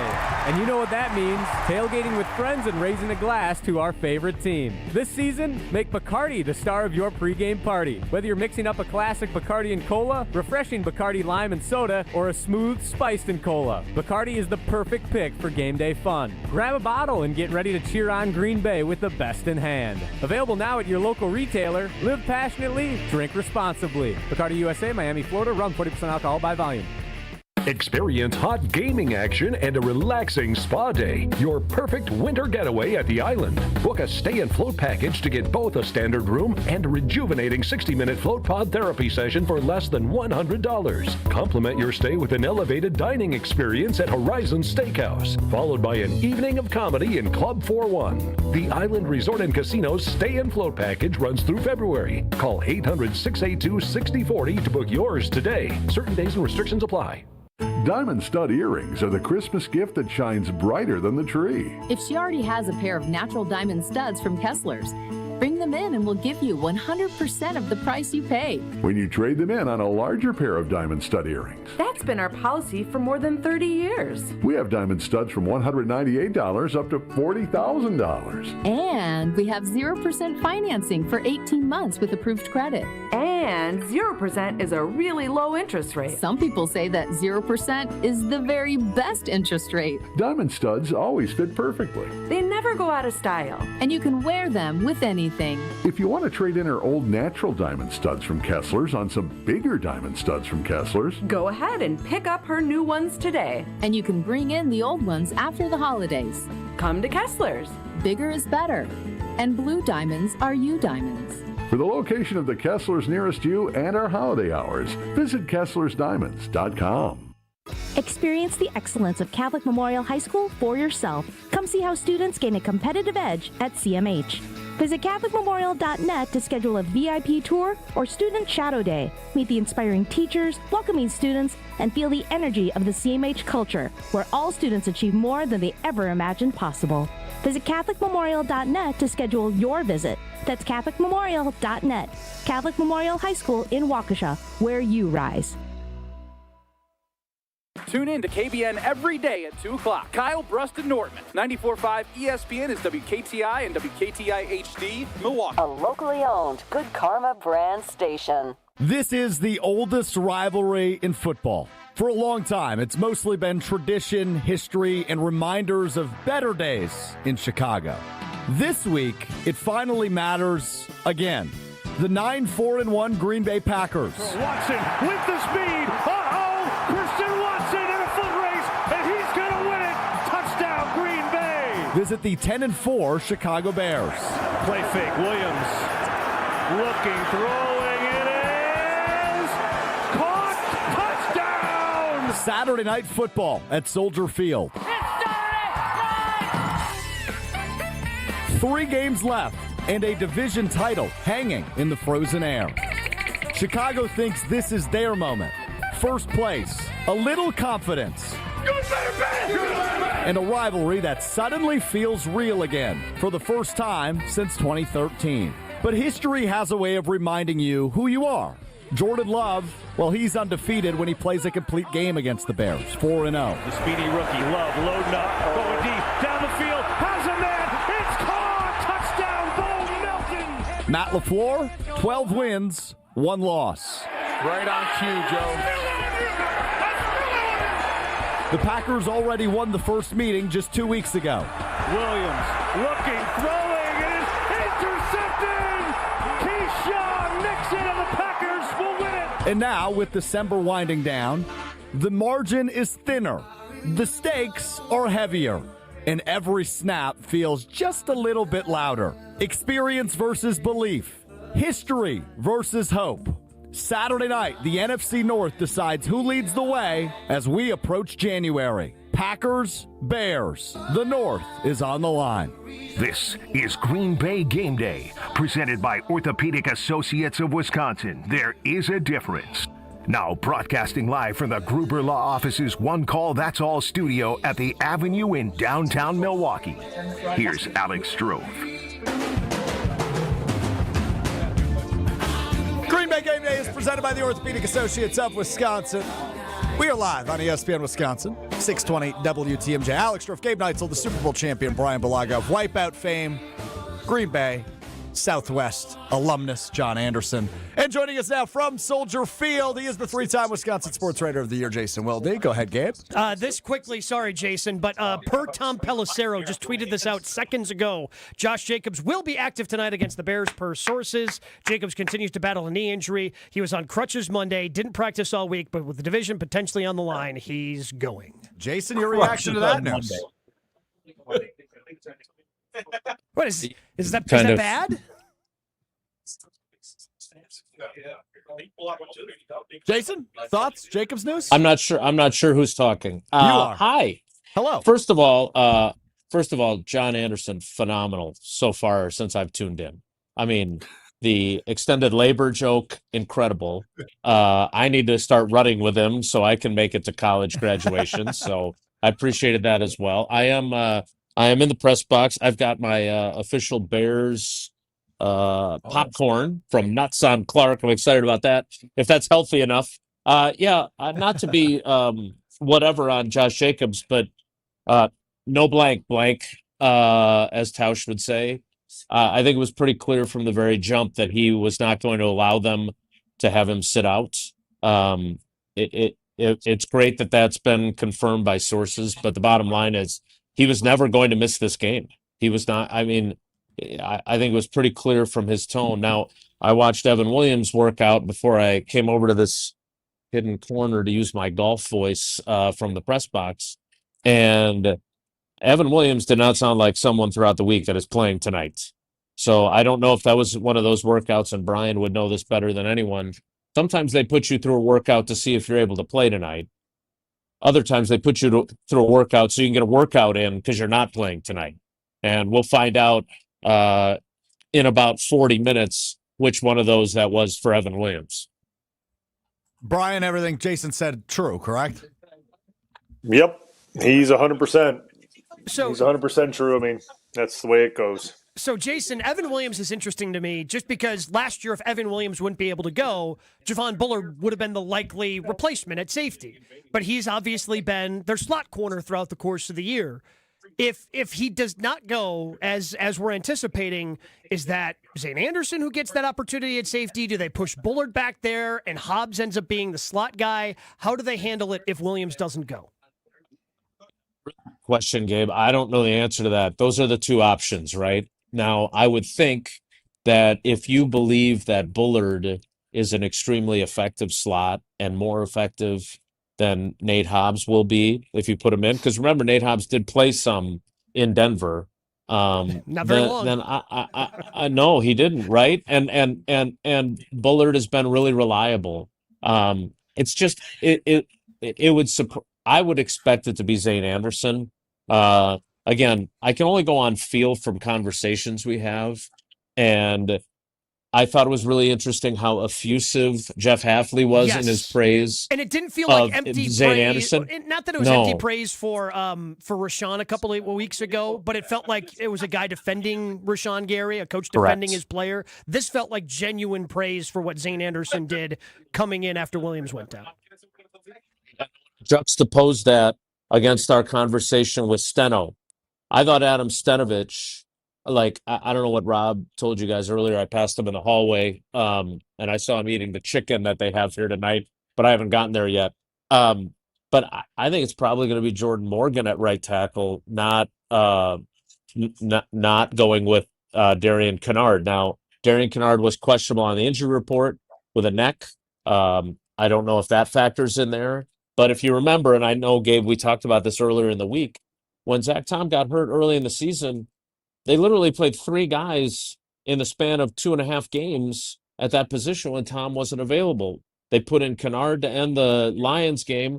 They started Belton in 4 days later against Washington. And then when Zach Tom went out after one play in Cleveland, it was Jordan Morgan. So I would anticipate, also because they feel good about what Darian Kennard does as that kind of jumbo tight end, the Kevin Berry guy, I would expect him to still be in that role. Again, we'll have to wait and see, but I would expect them to start Zane Anderson and leave Javon Bullard where he has been very effective this season. So we don't need to boo you like we booed Rob when he suggested the possibility of a rotation at right tackle. All of us reacted. It was not very professional by us, frankly.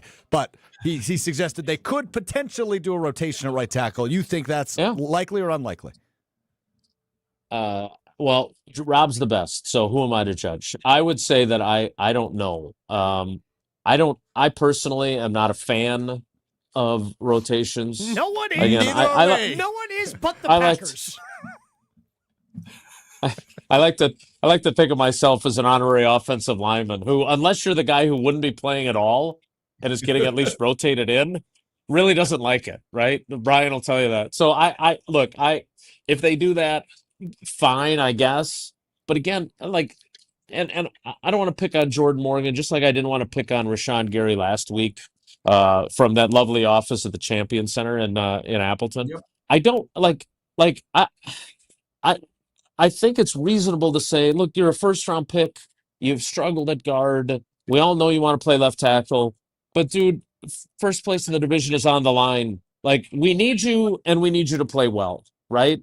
And there's a guy on this panel, and he's not the 60-year-old guy getting ready for college graduations, who was a left tackle who never got to play left tackle for the Green Bay Packers, thanks to family night ACL tear.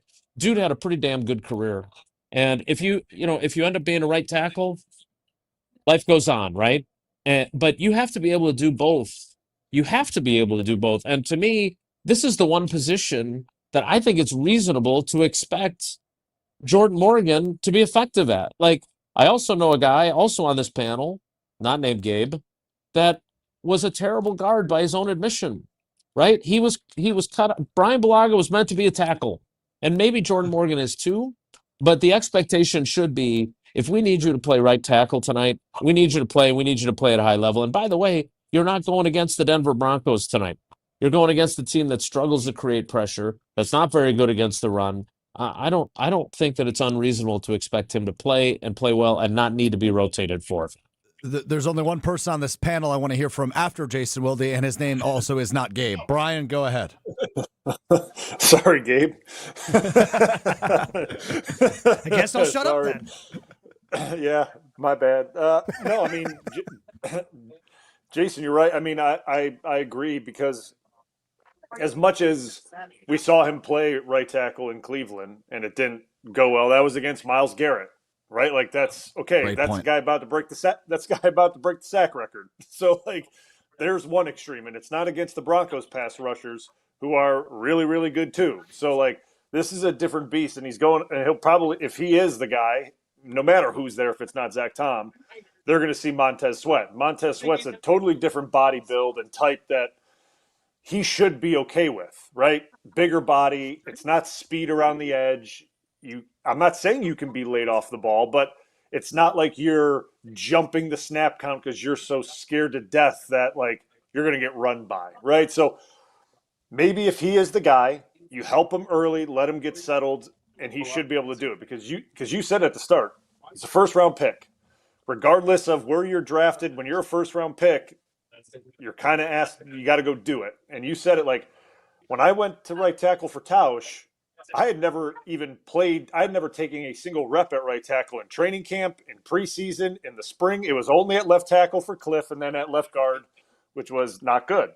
And that was all. And then when I got told on Monday, hey, you're going to be playing right tackle this week, I kind of looked at Campy. I was like, what are you talking about? I've never done that before. And, well, that's the way it went. Go do it.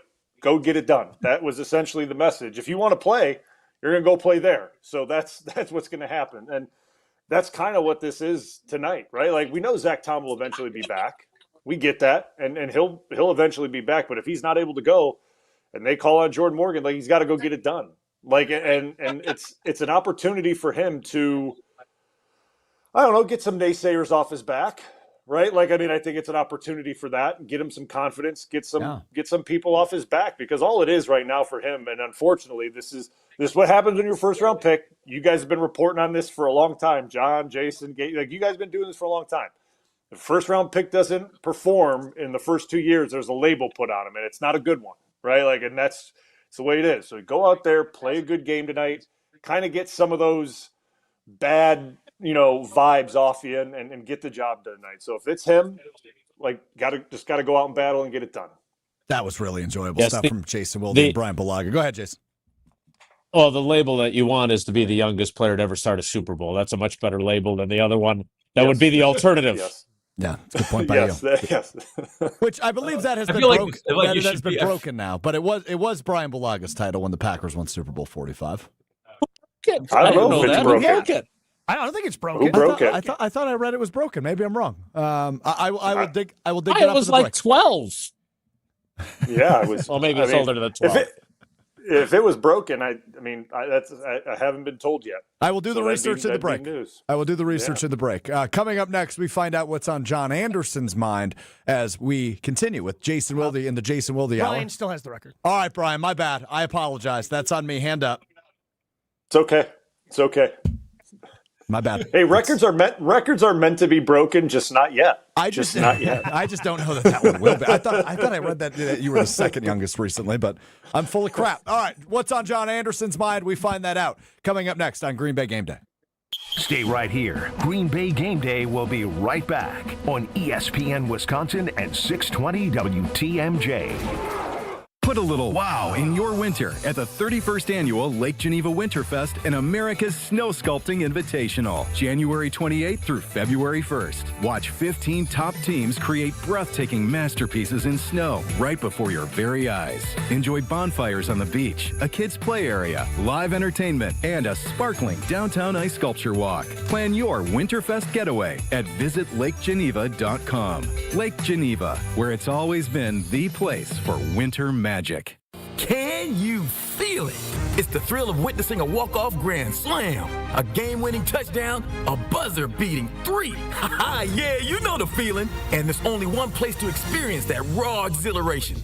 Potawatomi Sportsbook. Catch all the action in a supreme space with dozens of sports betting kiosks, cool drinks, luxe seating, great food, fiery atmosphere, and a monster video wall. Become a legend at Potawatomi Sportsbook. More info online. Must be 21 to enter casino. Experience the excellence of Catholic Memorial High School for yourself. Come see how students gain a competitive edge at CMH.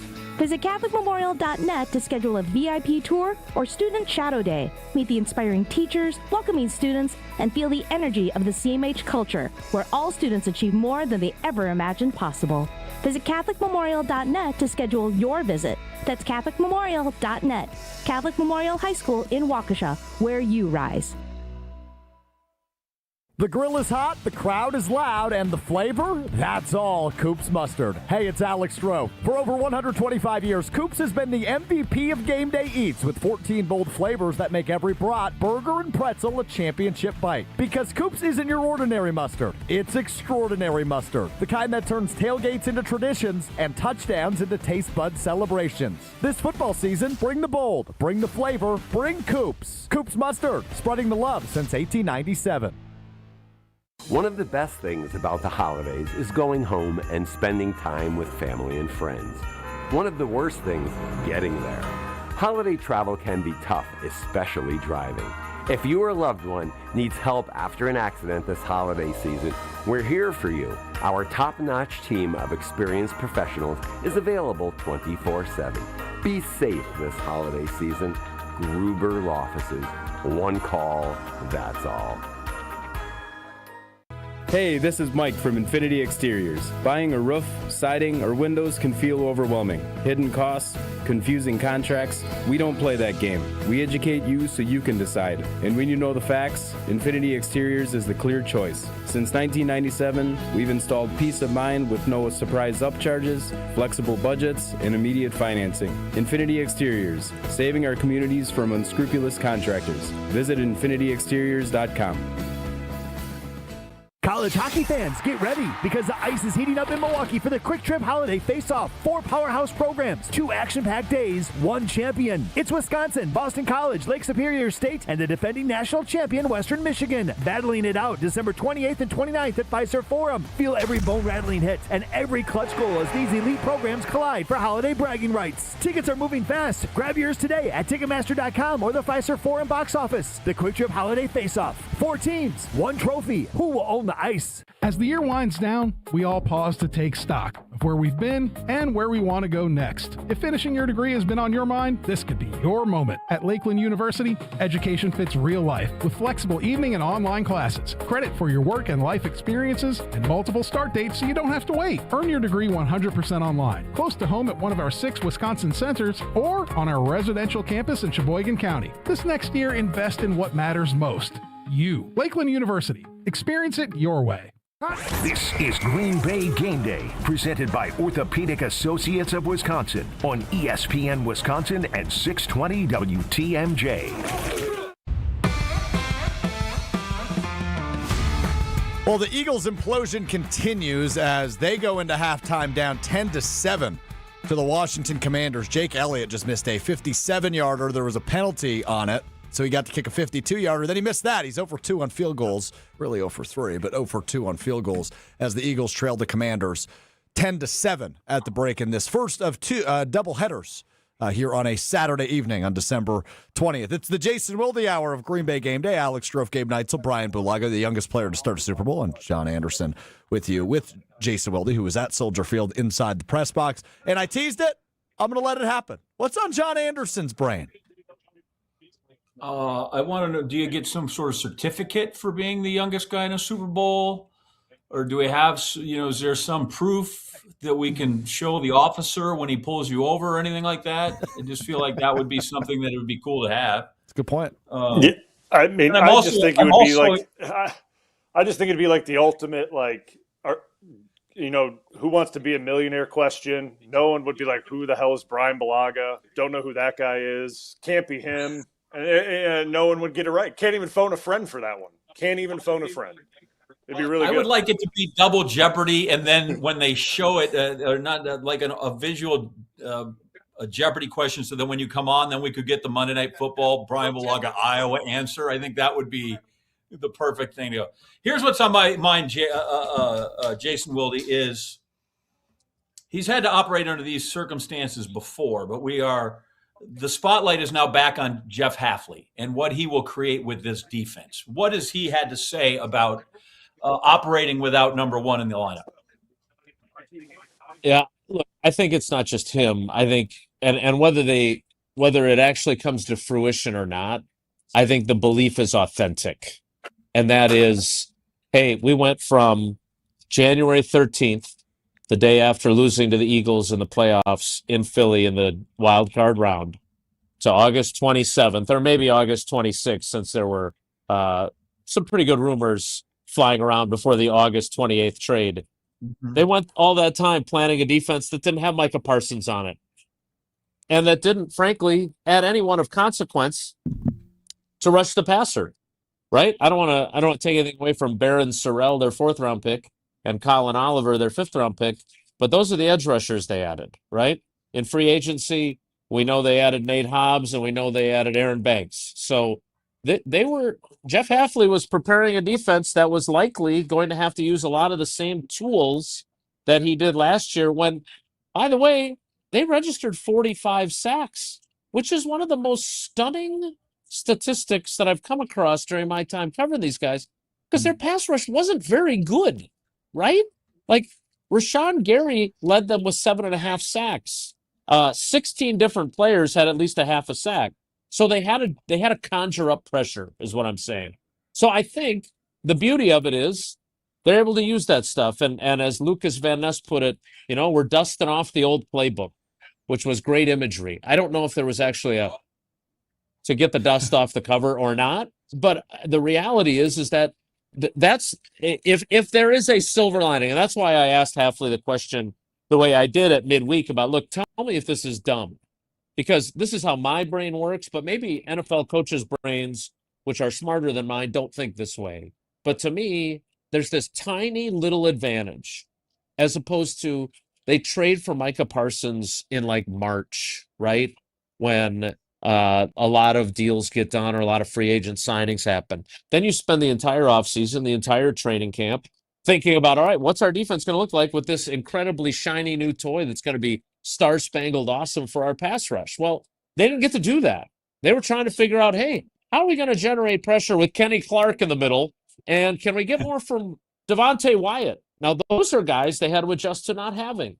But in this instance, I just think, and I loved Evan Williams' line.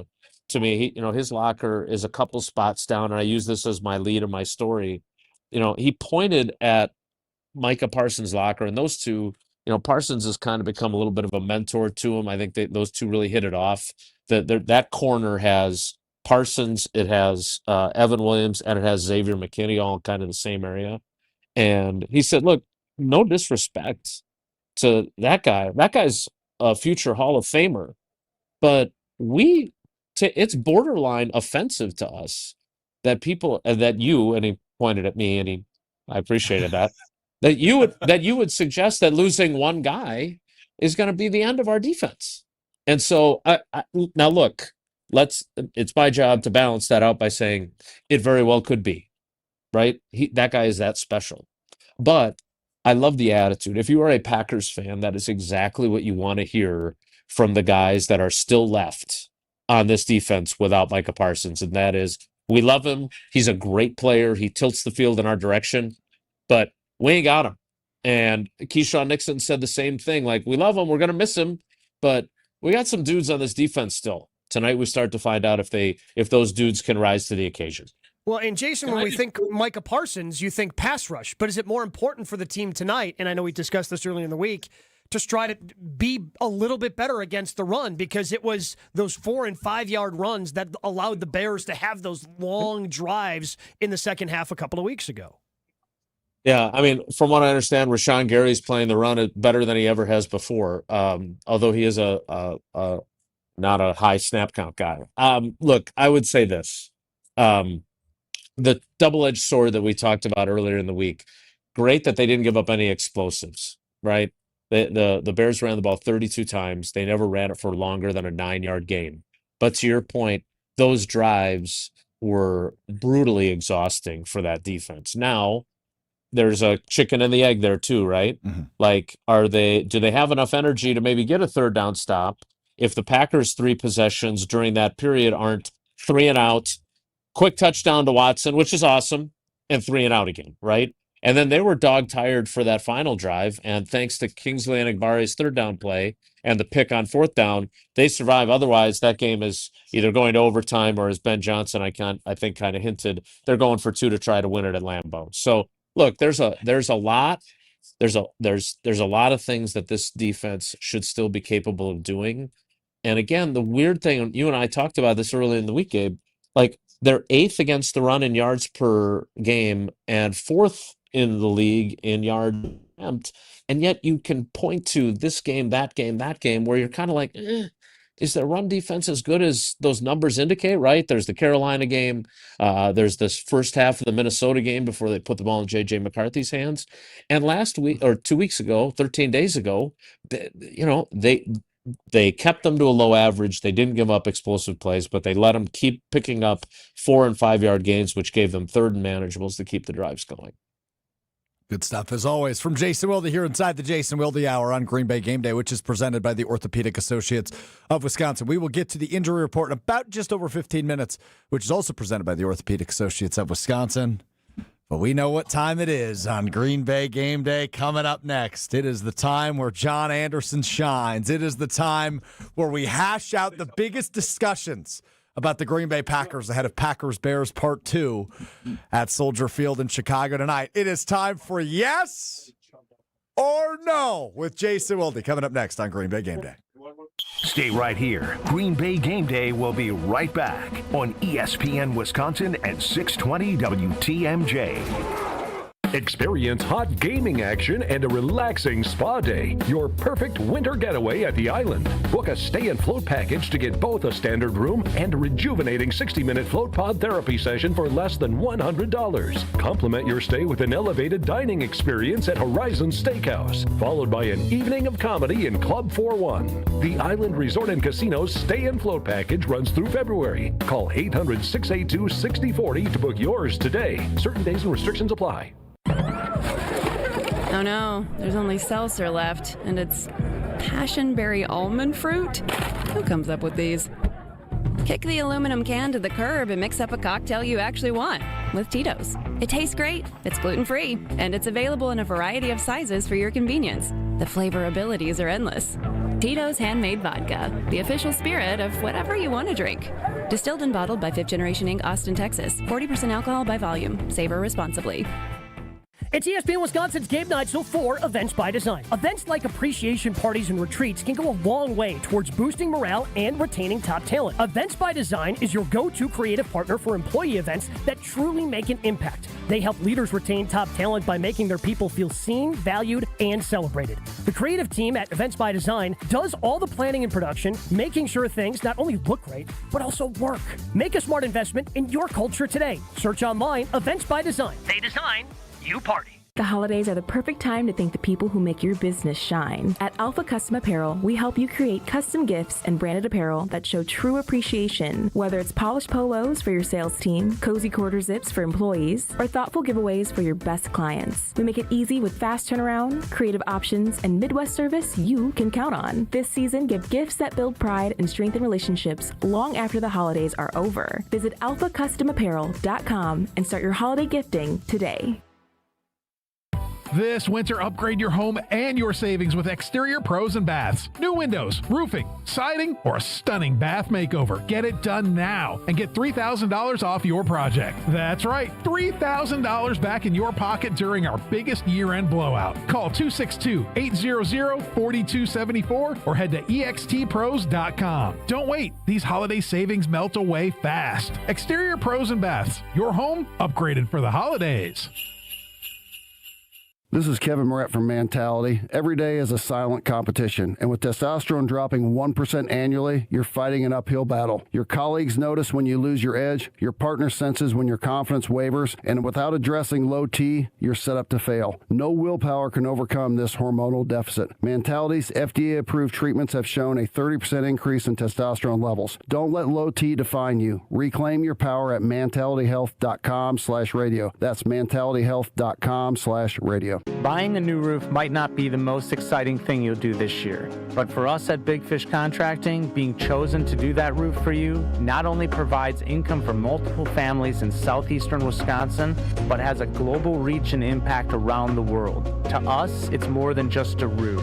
We've been earning trust for over 2 decades, roofing, siding, windows, and more. Go to bigfishcontracting.com to learn how Big Fish is renovating homes and redeeming an industry. This season, the Bucks are going for it all. A game winner for the Greek Freak. Go inside the team's pursuit of a championship on Locked In, the new season of the Behind the Bucks podcast, narrated by Bucks legend Marcus Johnson. Hear from the team stars on why they think they can make history. It's all on Behind the Bucks on the Bucks Plus audio network. Behind the Bucks is presented by Gallagher, your trusted insurance broker and HR and benefits consultant. Available now on bucks.com/plus, the Bucks app, the new ESPN Wisconsin app, and wherever you get podcasts. This is Green Bay Game Day, presented by Orthopedic Associates of Wisconsin on ESPN Wisconsin and 620 WTMJ. Green Bay Game Day is presented by the Orthopedic Associates of Wisconsin. There is a difference. Alex Strouf, Gabe Neitzel, Super Bowl champion Bryan Bulaga, John Anderson, and Jason Wilde hanging out with you. 5 wide here in the 5 o'clock hour, ahead of Packers-Bears Part 2 here in Week 16 of the NFL season. Live from Chicago, it's Saturday night. And live on Green Bay Game Day, it's yes or no.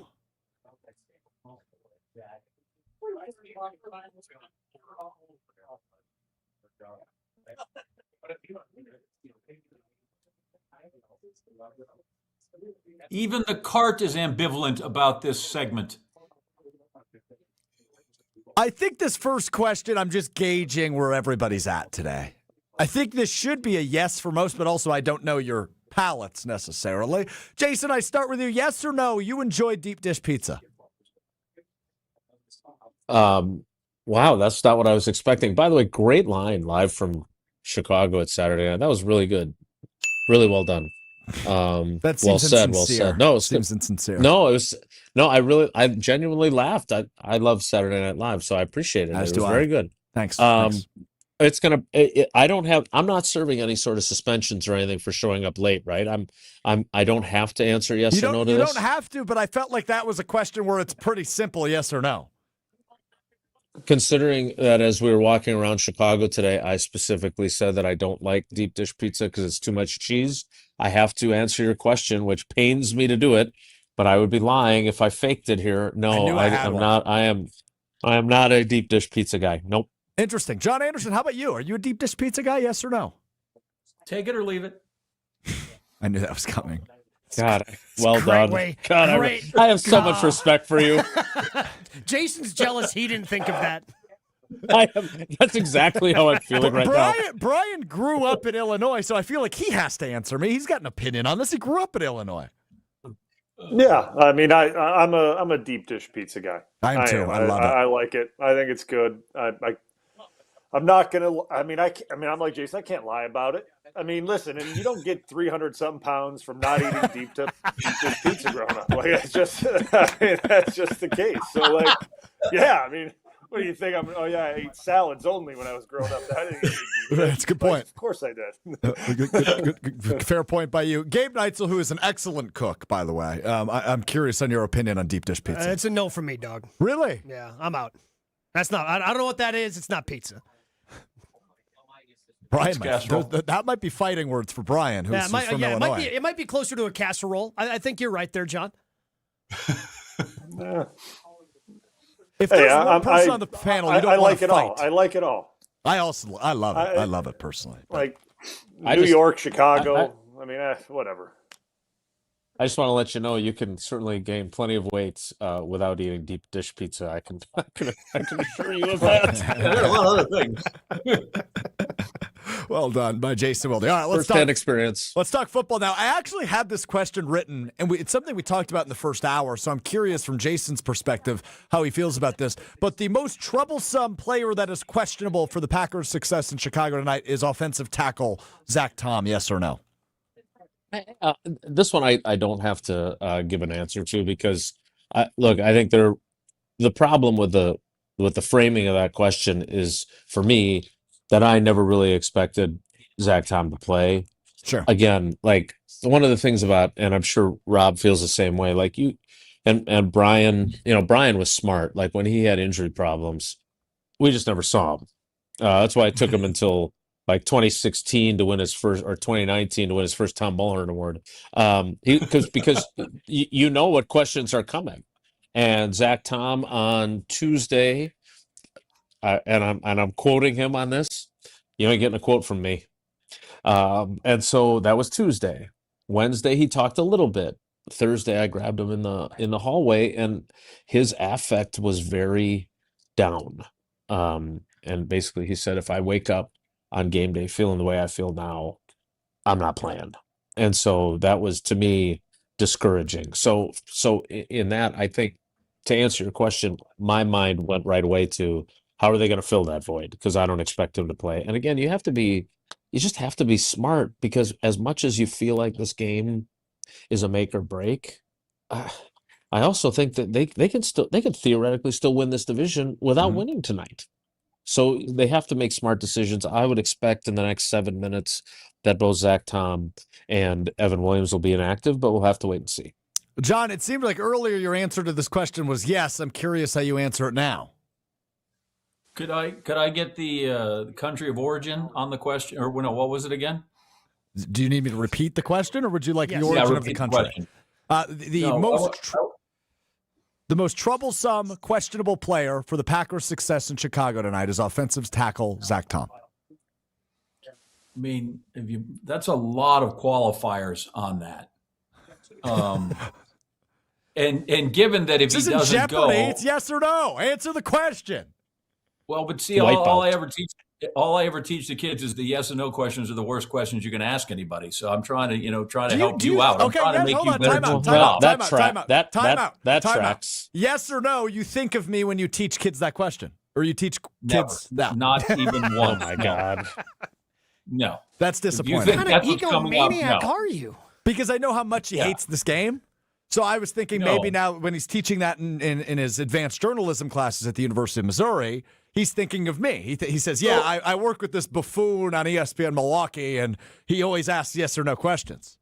Sure. Here's a how-to on what not to do. I prefer to show people the good examples. But I will say this. If Tom's out, right, the whole thing becomes the 9 people we've discussed that could take the position, or the 3 in the rotation, and do they stay thing. So Tom's the question you frame it about Tom, and it's not about him at all. It's all about the people that come through for him. So how do you the people that replace him and how they perform. So I reject the premise of the question that Tom's even involved in this. It's about the guys that bring it back to him. So I don't know how to answer which, I am ambivalent on which of those guys, whether it's Kennard or whether it is Jordan Morgan that's got to go take his spot. So, and and how they perform, your question would be, your answer is going to be totally different. So I don't know that in the hypothetical that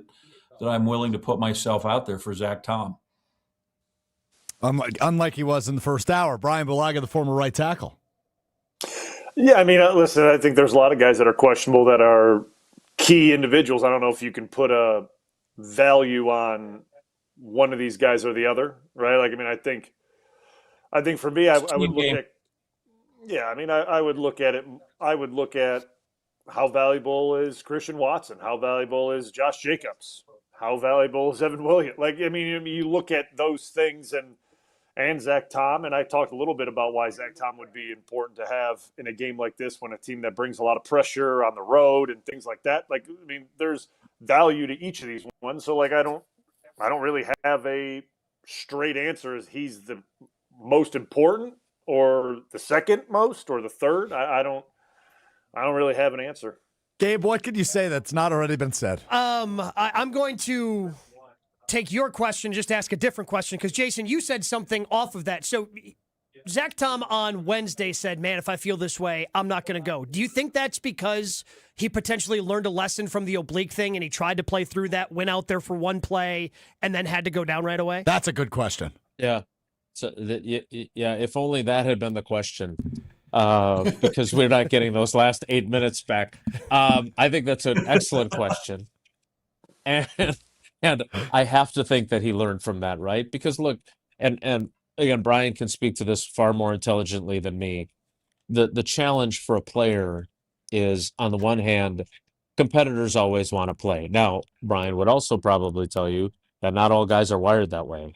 There are plenty of guys that are like, look, if I'm not going to be 100%, I'm not going to go out there and play poorly and be criticized for it when I can not play because I'm not anywhere close to 100%.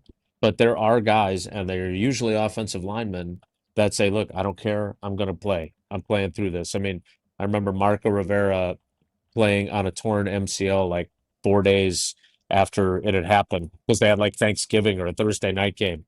Like, that's ridiculous, and you should never do that. But in the case of Zach Tom, yeah, that is an incredible lesson. Like, you don't do us a damn bit of good if you can only last one play, right? Because now, not only have you wasted an active spot on the game day roster, but now you probably have thrown everything into disarray in terms of what your backup plans were. And then, if you remember that Cleveland game, then Rasheed Walker goes out for a while. Mm-hmm. And so now Jordan Morgan has to go over to left tackle. So, yeah, and Josh Jacobs has obviously been phenomenal about this, but he's also produced. Like, if Josh Jacobs goes out there tonight and gets hit on that knee in last two plays, then you're kind of like, but again, they didn't promote a running back from the practice squad. Like, they're counting on him playing. So clearly, you have to feel really good about that player saying, I'm good to go. And I think we've had a lot of examples, to your point, Gabe, not just Zach Tom, who this year have tried to give it a go and then haven't been able to keep going. And that puts you in such a bind on game day. Quickly, just want to hit one more. And it's just this, is yes or no, is Matthew Golden's breakout talk, the talk about him breaking out here with 3 games remaining in the regular season, is that justified, Jason? Yeah, that's actually a really good question, because there was a time where you were wondering what exactly is his season going to end up looking like, right? And I this is what I wrote the other day, like, talking to him in the locker room, like the Friday before the Bears game. I mean, he was big time downtrodden.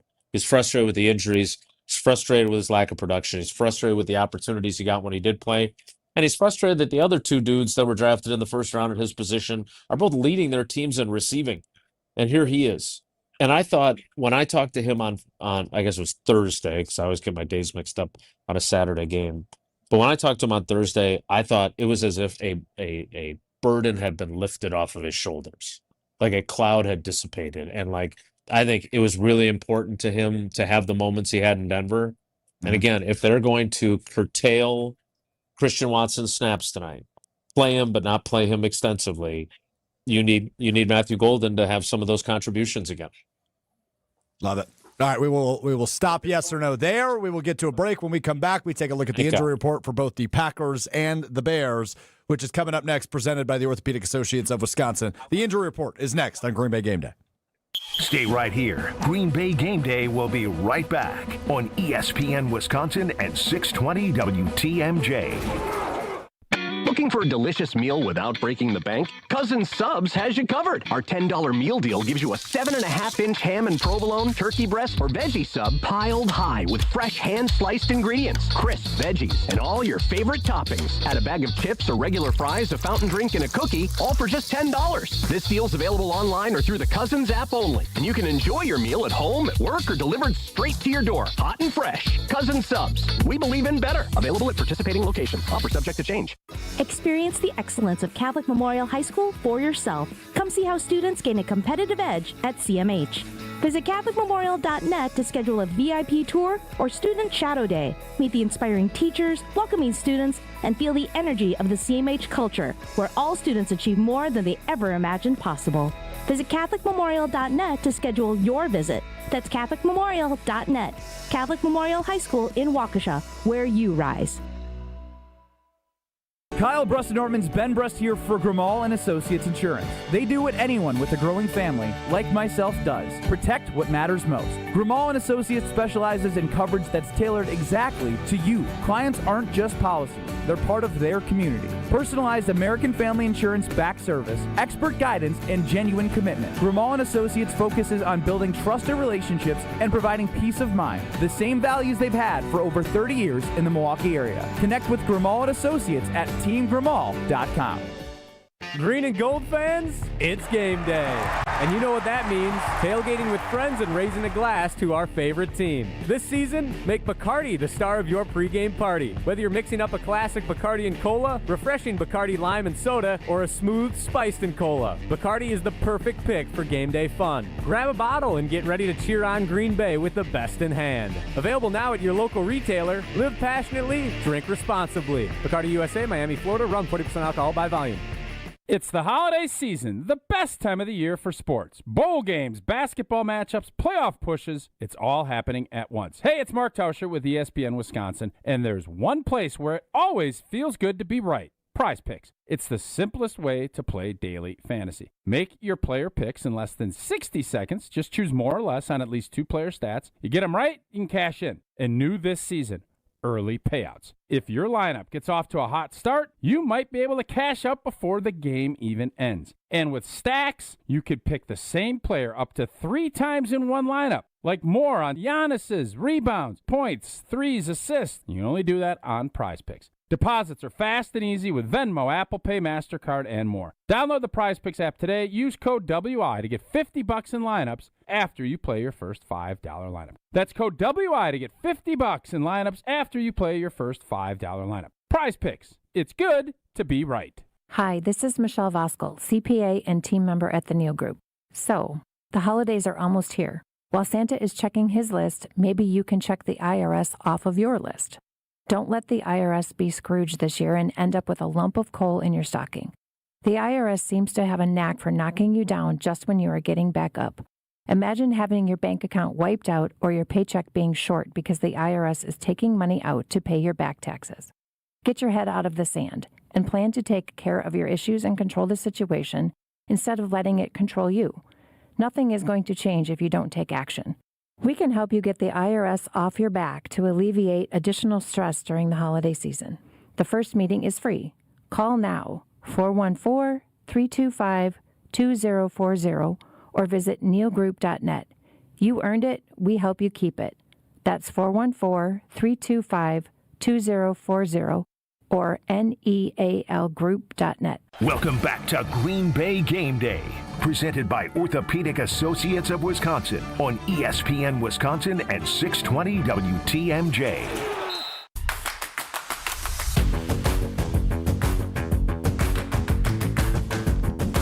Green Bay Game Day is presented by the Orthopedic Associates of Wisconsin. There is a difference. The injury report also brought to you by the Orthopedic Associates of Wisconsin. Visit orthowisconsin.com today for more information. Kind of what we expected, frankly, on the Packers side. Evan Williams and Zach Tom ruled out. Defensive lineman Quentin Bohanna tight end Josh Wiley after suffering the concussion last week, and defensive lineman Nazir Stackhouse are your inactives for the Packers, meaning Josh Jacobs is active, meaning Christian Watson is active. So good news for the Packers offense on that front, but no Evan Williams, no Zach Tom for the Packers. Jason, not really surprising, kind of what you said all week. Yeah, but two things that are worth noting. Brenton Cox, who was added to the roster, and Kingsley Enagbare, who was questionable with the illness. Both of those guys are active. So, again, it takes a village to replace Micah Parsons. Both those guys are in the mix. And look, if I had been bolder on our show, I might have taken Brenton Cox, even though he wasn't on the roster yet, as a Steinhoffel sleeper of the week, because he did flash last season as a pass rusher. I'm not saying that he's going to have 3 sacks tonight, but he could help them. Yeah, I thought the way Rob framed it was interesting. He said something to the effect of, obviously he's coming back from an injury, but he's fresh, right? He hasn't played since week 1 against Detroit, which is an interesting way to look at it here on December 20th. Yeah, again, Rob's the best, so I would tend to agree with him, but I would just say that, this is a guy who got pressure last year, who had sacks, and it's all hands on deck, and they can pretend about how, well, like Evan Williams, like I said earlier, being borderline disrespectful, but they're going to miss that dude tonight, and they need some guys to step up, and to Brian's point when he did his hero, this has to be Rashawn Gary's night. Like, I don't want to put additional pressure on the guy, but like if I'm going to say what I did about Jordan Morgan and being a first-round pick, like, this guy's a first-round pick. He's also a $96 million player, and he hasn't had a sack in 7 weeks. He needs to have an impact tonight. He can dedicate the game to his fallen teammate who's getting ACL surgery at some point in the near future, but they need Rashawn Gary to have a big night tonight. Donovan Jennings active for the first time this year, by the way, with Zach Tom out. That's there you go. Who's usually been a healthy scratch all season. And of course, whenever Zach Tom is injured, our YouTube chat becomes overwhelmed with people asking, Bryan Bulaga, how fast can you get to Chicago? Way underweight. I'm way underweight. Can't get it done. Tight end. I mean, so you weren't inspired by Phillip Rivers this last week? You just wanted to start going ham on those deep dish pizzas to potentially fill in this week? Yeah, no, that did not inspire me. I thought, what are you doing? Why are you doing this? But hey, health insurance, another 5 years, chalk it up. And it only delays his Hall of Fame campaign for a guy that's probably on the border of a Hall of Famer. All right, Gabe and Jason are both departing us, so I want to give them both ample time to give some final thoughts and analysis on Packers-Bears coming up in about an hour and 20 minutes at Soldier Field. Gabe Neitzel, before you head to Buffalo Wild Wings for Marquette and Creighton, your final thoughts on Packers-Bears. Again, so much of the talk, understandably so, throughout the course of the week was Micah Parsons, but I think a bigger part of this game is the Packers finding a little bit better of a solution to slowing down the running game, because that's what the Bears are going to want to do with no Odunze, with no Luther Burden. And I think it's big for the Packers to be more efficient offensively. Can't have those 3 and outs. Those little things that you are able to, get away with Micah Parsons on the team, you're not able to get away with anymore. Dropped interceptions. You have to take advantage of those because you don't have Micah Parsons to potentially erase those with a big play or a big pressure. And I think that puts a little bit more pressure on Jordan Love in this offense. Have to be the efficient offense you were in the first half of Denver last week. If you do that, I think you're going to be really happy with where you're at the end of the game. I'm with you on that. Jason Wilde, live from Soldier Field. Go ahead. I love the teachings of John Wooden, even though Homer ruins the fact that I love his knowledge so much by telling me that he cheated all the time. But, he would always talk about competitive greatness. And I use the Elizabeth Kubler-Ross 5 stages of grief after they lost Micah Parsons on Sunday. I want to add a 6th, and that should be galvanization. These guys should be galvanized by this challenge and this adversity. Matt LaFleur, I'm not saying he stole it from me. I probably more likely stole it from him, but he talks about adversity all the time. And I do the same with Matty and Sid. And it's all about how do you overcome it. And to me, this is a colossal opportunity. And it's not just for Rashawn Gary and Kingsley Enagbare and Brenton Cox. It's not just for Edgerrin Cooper and Quay Walker. It's about Jordan Love. It's about all those guys. You are facing a pivotal moment in your season where you lost a guy that was really one of the heartbeats of what you do in that locker room. I want to see you honor him, for lack of a better term, by playing your ass off and winning the game. And I think that they're capable of that. I know some of my takes, which are never even close to lukewarm, much less hot. Got a few Bears fans fired up, which I have a lot of Bears fan friends. And God knows I'm the only person, I think, in Wisconsin media that has continually said, I want the Bears to be good, so this rivalry is actually meaningful. So I don't know why Bears fans were unhappy with my takes, but I think the Packers are a better team, and I'm eager to see what happens tonight. I love it, Jason. I will talk to you after the game on Green Bay Game Night. Thanks, buddy. Take care. Be good. Gabriel? Gabe, good luck flying into TV, man. All right. Hey, thank you. I appreciate that. Just keep me in your thoughts the best you can, John. I appreciate that you're rooting for me. He's such a jerk. He's such a jerk. Brian, John, and I have you for about another 55 minutes as we continue to preview Packers-Bears. That is coming up next on Green Bay Game Day. We're back with Green Bay Game Day after this on ESPN Wisconsin at 620 WTMJ. Put a little wow in your winter at the 31st Annual Lake Geneva Winterfest and America's Snow Sculpting Invitational, January 28th through February 1st. Watch 15 top teams create breathtaking masterpieces in snow right before your very eyes. Enjoy bonfires on the beach, a kids' play area, live entertainment, and a sparkling downtown ice sculpture walk. Plan your Winterfest getaway at visitlakeggeneva.com. Lake Geneva, where it's always been the place for winter magic. Can you feel it? It's the thrill of witnessing a walk-off grand slam, a game-winning touchdown, a buzzer-beating 3. Yeah, you know the feeling. And there's only one place to experience that raw exhilaration. Potawatomi Sportsbook. Catch all the action in a supreme space with dozens of sports betting kiosks, cool drinks, luxe seating, great food, fiery atmosphere, and a monster video wall. Become a legend at Potawatomi Sportsbook. More info online. Must be 21 to enter casino.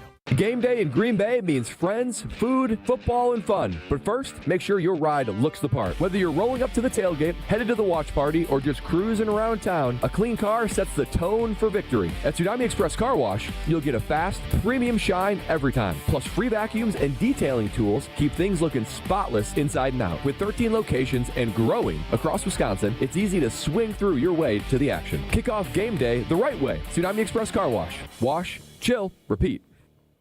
The holidays are the perfect time to thank the people who make your business shine. At Alpha Custom Apparel, we help you create custom gifts and branded apparel that show true appreciation. Whether it's polished polos for your sales team, cozy quarter zips for employees, or thoughtful giveaways for your best clients. We make it easy with fast turnaround, creative options, and Midwest service you can count on. This season, give gifts that build pride and strengthen relationships long after the holidays are over. Visit alphacustomapparel.com and start your holiday gifting today. Christmas is a time of generosity. Kessler's wants to be generous, and we suspect that you want to be generous too. Let's team up. This year, we're going to make it possible for you to be more generous than ever. Number 1, Kessler's has a big selection of delightful diamond jewelry priced at $150 on up. Number 2, great gifts at affordable prices such as sterling silver earrings, pendants, and bracelets to fit every look and every personality. Number 3. With your purchase of more than $299, you'll get a bonus gift worth at least $90. You can choose from a lucky 4-leaf clover pendant or a 22-inch stainless steel curb chain, ion plated in yellow gold. And please, please don't get all cleaned up and dressed up. This is Kessler's, your home away from home. If you're wearing muddy boots and your pajama bottoms, that's totally fine. We've all done it. Come to Kessler's. For the location of the Kessler's nearest you and our holiday hours, visit KesslersDiamonds.com. College hockey fans, get ready because the ice is heating up in Milwaukee for the Quick Trip Holiday Face-Off. 4 powerhouse programs, 2 action-packed days, 1 champion. It's Wisconsin, Boston College, Lake Superior State, and the defending national champion, Western Michigan. Battling it out December 28th and 29th at Fiserv Forum. Feel every bone-rattling hit and every clutch goal as these elite programs collide for holiday bragging rights. Tickets are moving fast. Grab yours today at Ticketmaster.com or the Fiserv Forum box office. The Quick Trip Holiday Face-Off. 4 teams, 1 trophy. Who will own the ice? This winter, upgrade your home and your savings with Exterior Pros and Baths. New windows, roofing, siding, or a stunning bath makeover. Get it done now and get $3,000 off your project. That's right, $3,000 back in your pocket during our biggest year-end blowout. Call 262-800-4274 or head to extpros.com. Don't wait. These holiday savings melt away fast. Exterior Pros and Baths. Your home upgraded for the holidays. Hey, this is Gabe Neitzel. You're listening to 94.5 ESPN, WKTI and WKTI HD, Milwaukee. A locally owned Good Karma brand station. This is the oldest rivalry in football. For a long time, it's mostly been tradition, history, and reminders of better days in Chicago. This week, it finally matters again.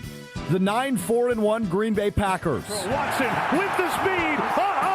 Christian Watson in a foot race, and he's going to win it. Touchdown, Green Bay. Visit the 10-4 Chicago Bears. Play fake. Williams looking, throwing. It is caught. Touchdown. Saturday Night Football at Soldier Field. 3 games left and a division title hanging in the frozen air. Chicago thinks this is their moment.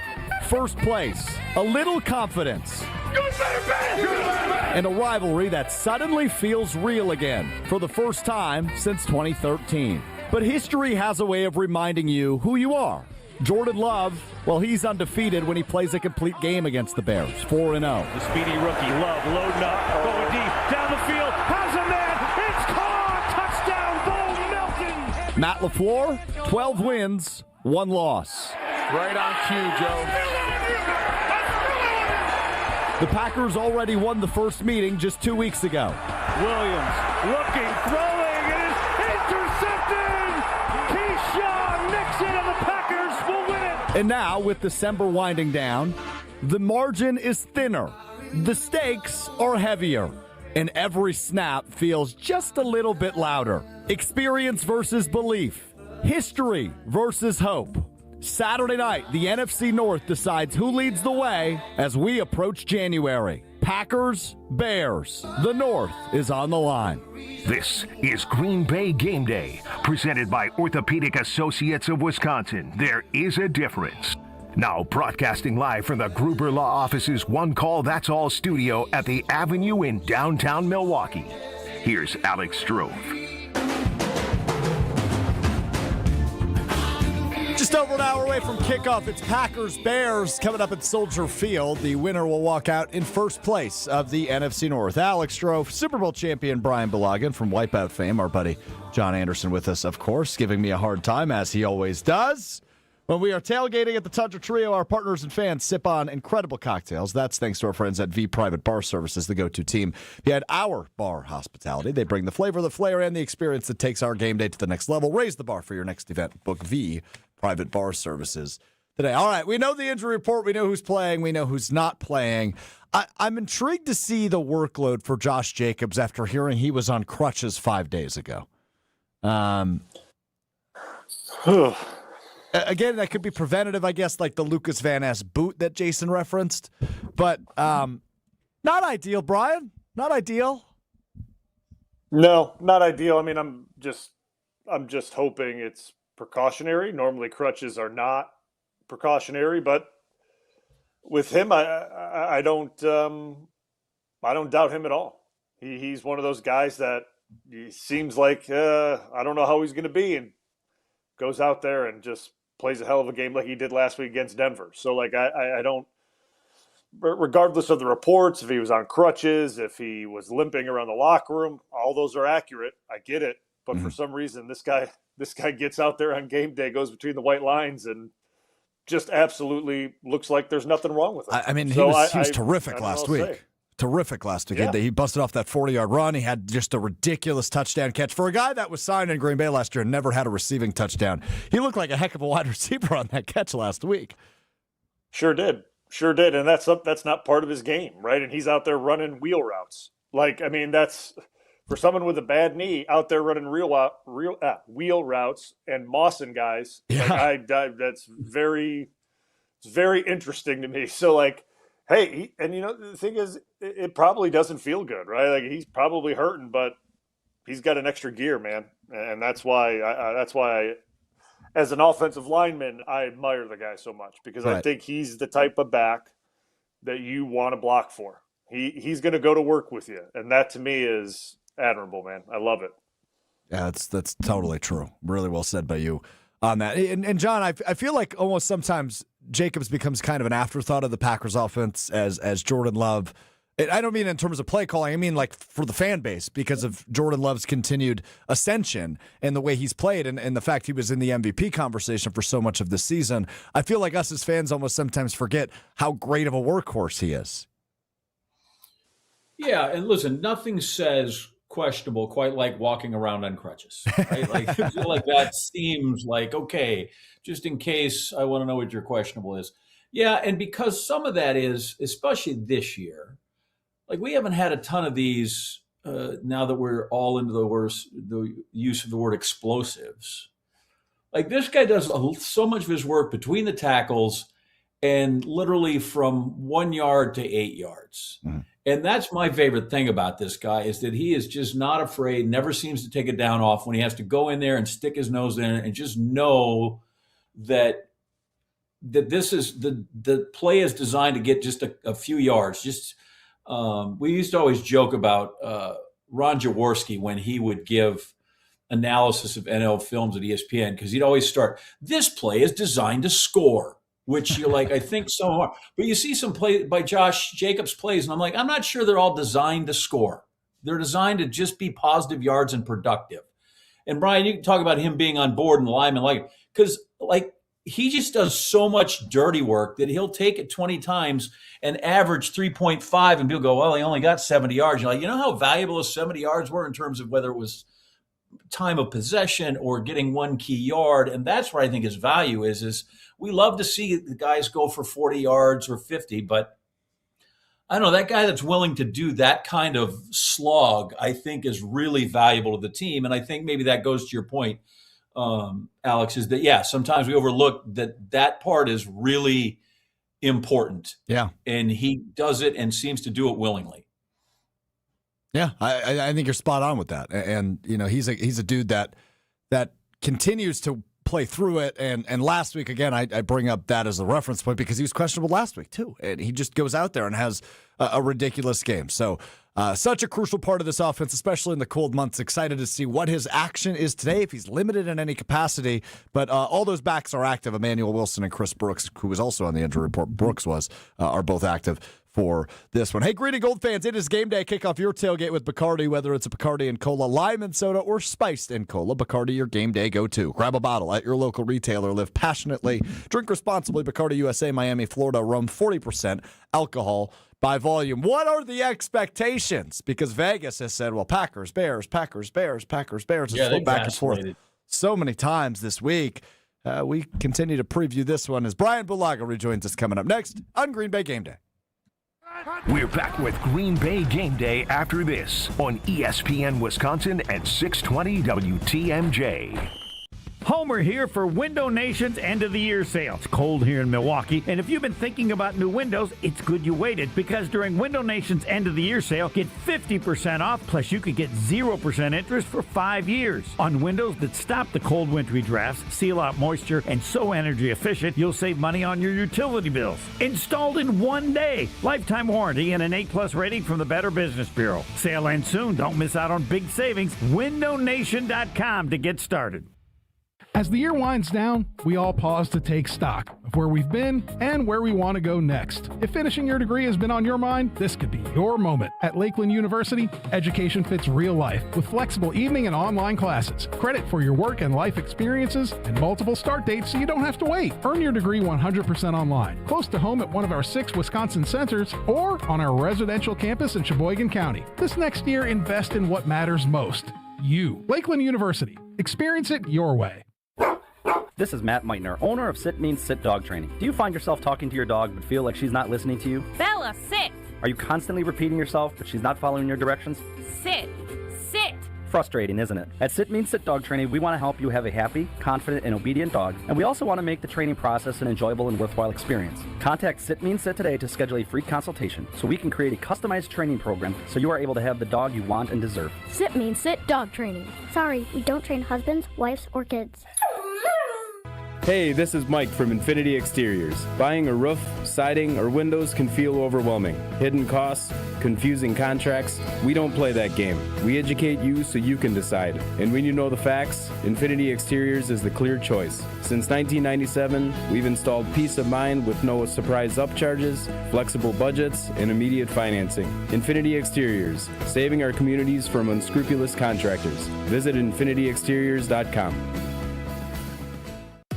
The holidays are full of moments worth saving. Family dinners, cozy nights, holiday parties that last all night. And Carbless makes every one of them better. Crisp, refreshing, and full of flavor, 0 sugars, 0 carbs, and only 100 calories and gluten-free. Carbless is the gift that keeps on giving. A guilt-free cocktail that never compromises on taste, turning every sip into a little celebration. This season, bring bliss to every holiday moment with Carbless. Full of flavor, no compromise. When storms hit or accidents happen, it's not just about property, it's about people. I'm Mandy Grimal-Lococo with Grimal & Associates Insurance. We help families bundle home, auto, and life coverage so you're never facing life's what-ifs alone. With the heavy rains we've seen in Milwaukee, we'll review your policy to be sure water backup, sump pump failures, and flood risks don't drain your wallet. Your home is more than walls and a roof, it's where life happens. At Grimal & Associates Insurance in Shorewood, we're here to protect your home, your family, and your peace of mind. Call us today at 414-332-0838. There's a holiday gift out there that everyone loves. It's compact, tasty, and one size fits all. It's a Cousin Subs gift card. Make your life a little easier. Give your friends and family a better gift this holiday season. Purchase $30 in gift cards today at your favorite Cousin Subs location and receive a certificate for a free 7.5-inch sub. Oh man, that's the gift that keeps on giving. Cousin Subs. We believe in better. Experience hot gaming action and a relaxing spa day. Your perfect winter getaway at the island. Book a stay and float package to get both a standard room and a rejuvenating 60-minute float pod therapy session for less than $100. Complement your stay with an elevated dining experience at Horizon Steakhouse, followed by an evening of comedy in Club 4-1. The Island Resort and Casino's stay and float package runs through February. Call 800-682-6040 to book yours today. Certain days and restrictions apply. Welcome back to Green Bay Game Day, presented by Orthopedic Associates of Wisconsin on ESPN Wisconsin at 620 WTMJ.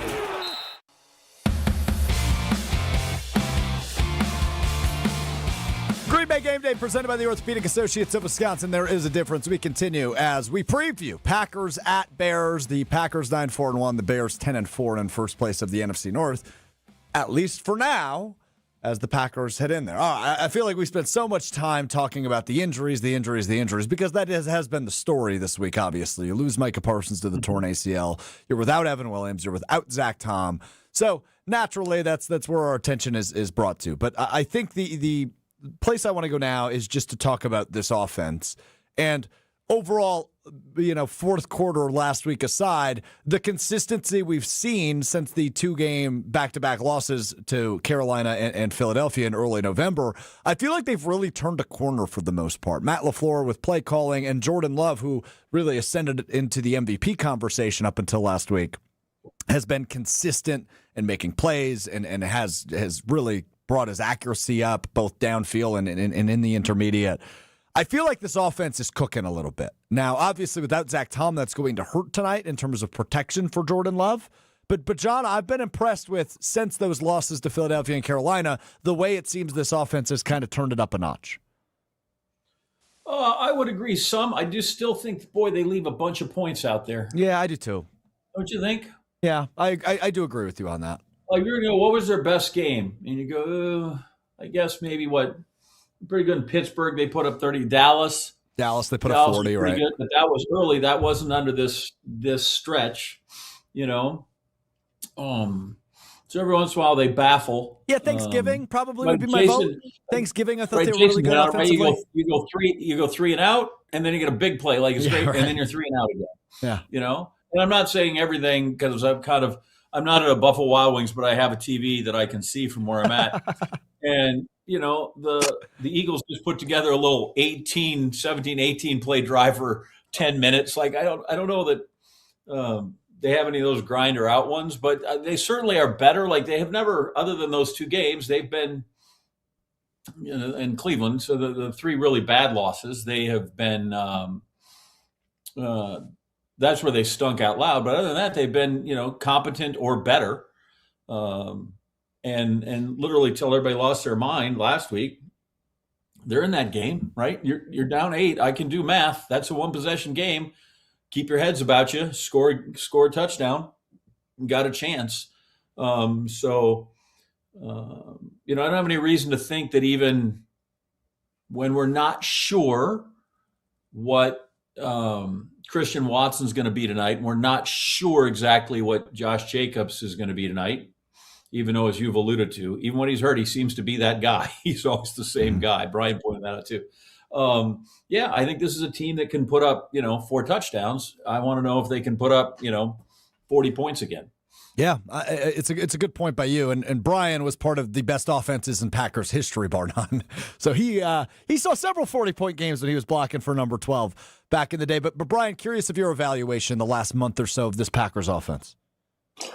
Yeah, I think it's been trending in a really good direction. It seems like they've gotten a good balance and continuity of what they want to be and who they are, right? I think that's the biggest thing. I think early on in this season, I think we saw a lot of, I don't want to say trying to be something they're not, but they were obviously trying to reestablish what Jacobs had going last year, right? Like, that was obvious. They were trying to do that. And there's different variables, not the same line, rotation in and out of that offensive line with injuries.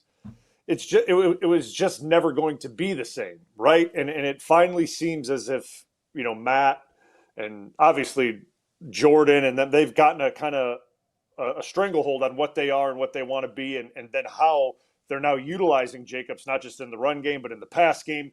He's more than just a turn it around and hand it to him. He can be a threat out of the backfield. So to me, and obviously you get Watson back and he's producing the way he is, they found a good rhythm. And to me, like, it's a really good flow that they have going. And I think they can only get better. I think they can continue to be more productive, especially those 3 and outs. Like, that's like, you got, like, I always look at, like, you're going to have 3 and outs in games. Like, the best offenses I was on, we had 3 and outs. But it's just having them consistently once a month. Every now and again we would have one. It's trying to get the first, like, get your first down, right? Like, put the defense on their heels a little bit, get the first down, and give your defense a little rest and try to get some rhythm and like, obviously, I don't know what their plan is tonight, right? Like, you want to keep your defense fresh. I get that.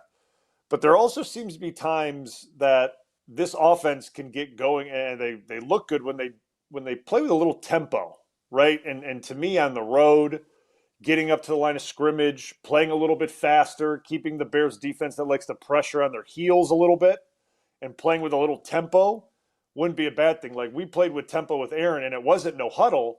It was just he wanted to be on the line. Right. He would hear the plays in his head, and he would be able to communicate that with code words to us, and we would just go. It didn't need to be a huddle. It'd be a muddle huddle. And that, to me, is something that Jordan can definitely do. He knows this offense. It's just a matter, can you communicate that up and down the line of scrimmage on the road? That's really what it is. Yeah, but important to recognize, right? The air kind of came out of the balloon last week with all the injuries. It just did. It was a winnable game for Green Bay at Denver, who obviously holds the league's longest winning streak now, 11 in a row.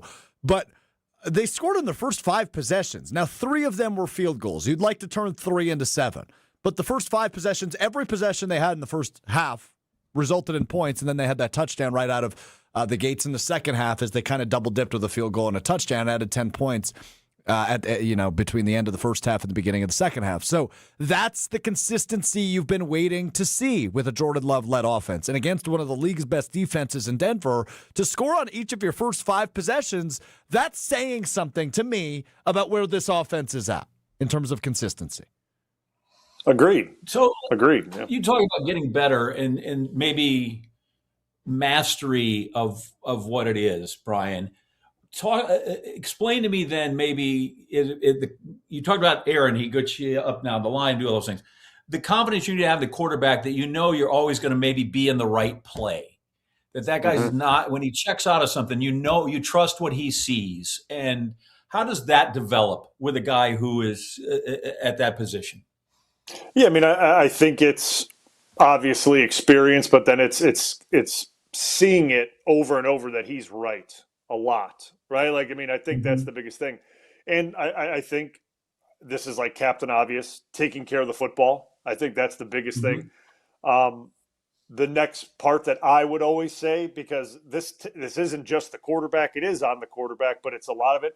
Are we actually organized when we're doing this, right? Are guys not running all over to the left or the right? Are we in the right formation? Are we in this? Are we in that? It's, are we organized? And that takes 10 other guys to make sure we're organized, right? Are we not having stupid false start penalties? Or do we have enough guys on the line? Like, that's the whole thing with doing a huddle type operation, that the quarterback's in charge. Obviously, he's calling the shots, but it's that everyone else understands, like, what the operation's supposed to look like. It's not moseying around there, like, taking forever, but, like, you're on the line pressuring the defense, but the quarterback's in complete control, because then he's able to not only, well, Aaron was great at this. He heard all the defensive calls. So he was on the line hearing everything they would say. And after about a quarter, he would start to pick up pattern recognition of what they were saying. And then he would be able to adjust based off what they were saying and hand signals and things like that. So that's all based on quarterback experience, having the guys that are able to be calm under that situation, that can communicate up and down the line of scrimmage when it's loud, when you're trying to pass code words back and forth about plays and snap counts and things like that. That all factors into it. It's the quarterback and then the guys around him. And that's kind of like where you can get better at practicing that, and you can really drill that, but then you don't find it out until you actually do it in a game. And that's the trust between the head coach and the quarterback and the play caller, essentially. But it's got to be trust with the rest of the guys that they can do it, right? They can get done what is being asked of them to do by the quarterback and the head coach. So I love that perspective and hearing all that from you, Bryan, but I'm curious, do you anticipate a game of kind of keep away for both of these offenses? Because in the first matchup between these two teams 13 days ago, Chicago owned the time of possession battle. They won it by about 8 minutes, and they really just tried to keep the ball away from the Packers. Long, sustained drives that result in points. The Packers ultimately win that game by 7, thanks to a Keyshawn Nixon interception at the end of the game. But that was the Bears' approach. I imagine it will be similar today. I also imagine the Packers could try to almost copycat that approach in this game while they're down Zach Tom offensively on the offensive line. What are you anticipating from each of these offenses? I certainly think Chicago's going to do that. I think that's going to be their same MO approach. today. Yeah. Yeah, I think that's going to be Chicago's MO. And I think with Green Bay, because they can play multiple different ways, it just depends on the flow of the game, right? And to me, if I am Green Bay, I am going to slow it down a touch based on certain situations of the game, right? Like, that would just be that would be what I would go into it thinking, at least when I go into the meeting room on, well, I guess it would be Monday when they did this, because it's a short week and you're going into the game plan. There's going to be times where, hey, we may go a little bit faster. Or, hey, we're going to pull back and we're going to go a little bit slower. We're going to huddle. We're going to do things like that. Because there's nothing that takes crowds out of it.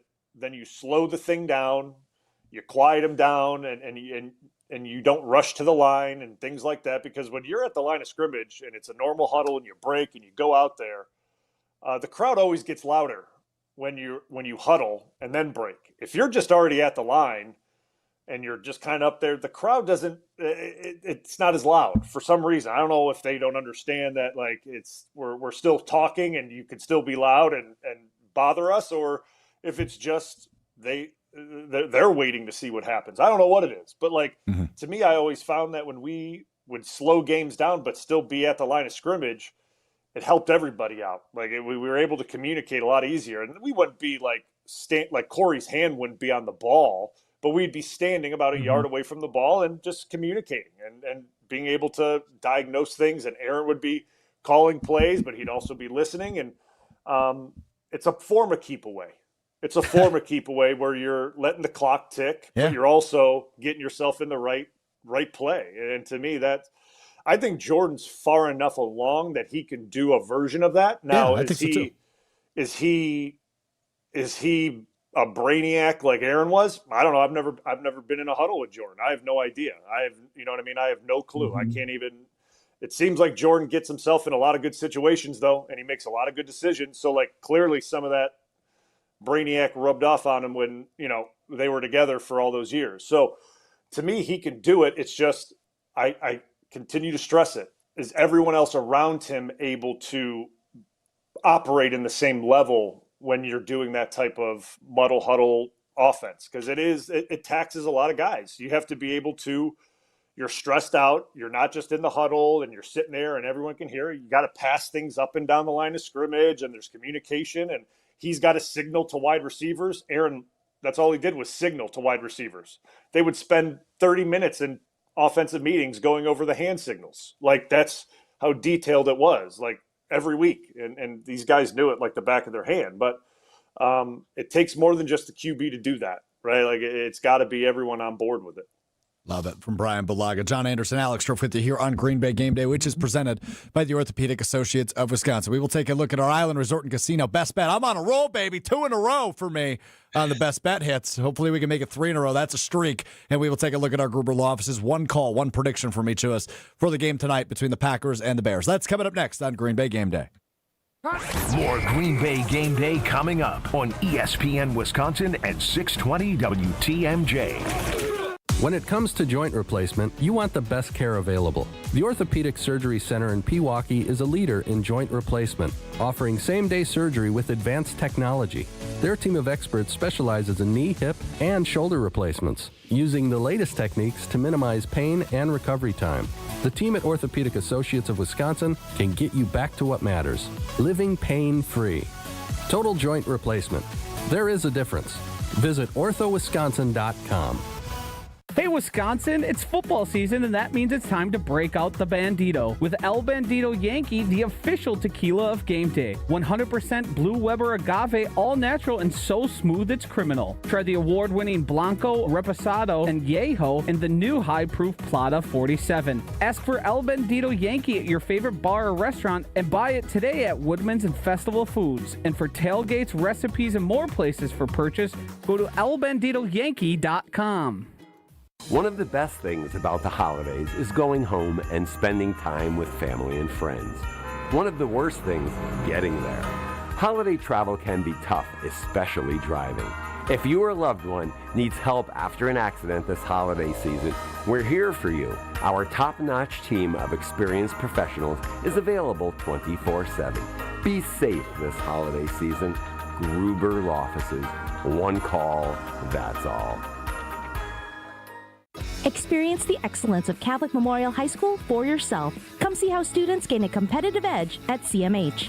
Visit CatholicMemorial.net to schedule a VIP tour or Student Shadow Day. Meet the inspiring teachers, welcoming students, and feel the energy of the CMH culture, where all students achieve more than they ever imagined possible. Visit CatholicMemorial.net to schedule your visit. That's CatholicMemorial.net. Catholic Memorial High School in Waukesha, where you rise. This winter, upgrade your home and your savings with Exterior Pros and Baths. New windows, roofing, siding, or a stunning bath makeover. Get it done now and get $3,000 off your project. That's right, $3,000 back in your pocket during our biggest year-end blowout. Call 262-800-4274 or head to extpros.com. Don't wait. These holiday savings melt away fast. Exterior Pros and Baths. Your home upgraded for the holidays. Did you forget the first day of school is this week and little Nancy still needs her name embroidered on her backpack? Or the company shirts are due now, not next week? Maybe the boss just declared Steve's retirement party is today and the shirts are mandatory? Whatever the rush. Big Frog Custom T-shirts and more in Mequon has got you covered with fast turnarounds, no minimums, eco-friendly printing, and high-quality custom apparel. Big Frog brings your custom ideas to life fast. Stop by Big Frog in Mequon or visit bigfrog.com/Mequon. Big Frog Custom T-shirts and more, where your ideas leap to life. This is Eric Brown, owner of Siding Unlimited, letting you know that Siding Unlimited installs Pella windows and doors. That's right, Siding Unlimited installs windows, and we do it really well, earning the prestigious Pella Platinum Premier National Certified Contractor of the Year award 5 times. New windows, our expert team will deliver on a smooth, hassle-free installation, making you feel proud of calling Siding Unlimited for your window project. What's the next step? Call 262-567-4513 or go to sidingunlimited.com. The holidays are here, and there's no better way to celebrate than cheering on Wisconsin basketball at the Kohl Center. This December, enjoy Big Ten action from men's and women's basketball as they light up the court all month long. Bring your family, bring your friends, and make game day part of your holiday tradition. Get your tickets now at uwbadgers.com or by calling 1-800-GO-BADGERS. Finish the year strong with the Badgers at the Kohl Center. Welcome back to Green Bay Game Day, presented by Orthopedic Associates of Wisconsin on ESPN Wisconsin and 620 WTMJ.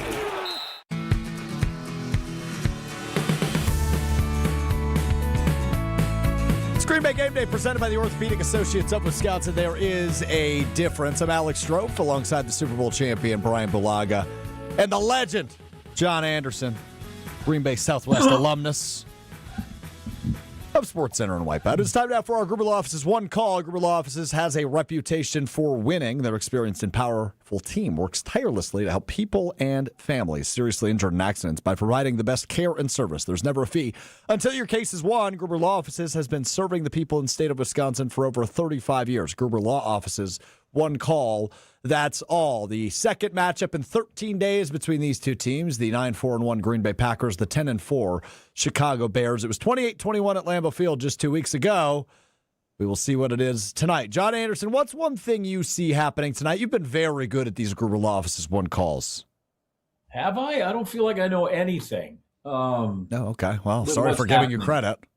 Yeah, I appreciate that. Won't happen again. I don't know that I'm there. So I think this is going to, I'm going to make this with the caveat. This is, I think if it doesn't happen, they don't win, right? The idea being, and that is that I think if they can hold the Bears to 125 yards rushing or less, because I think with essentially their two top receivers out, DJ Moore, I'm sorry, but with two of the three, Roma Dunze and Luther Burden, yeah.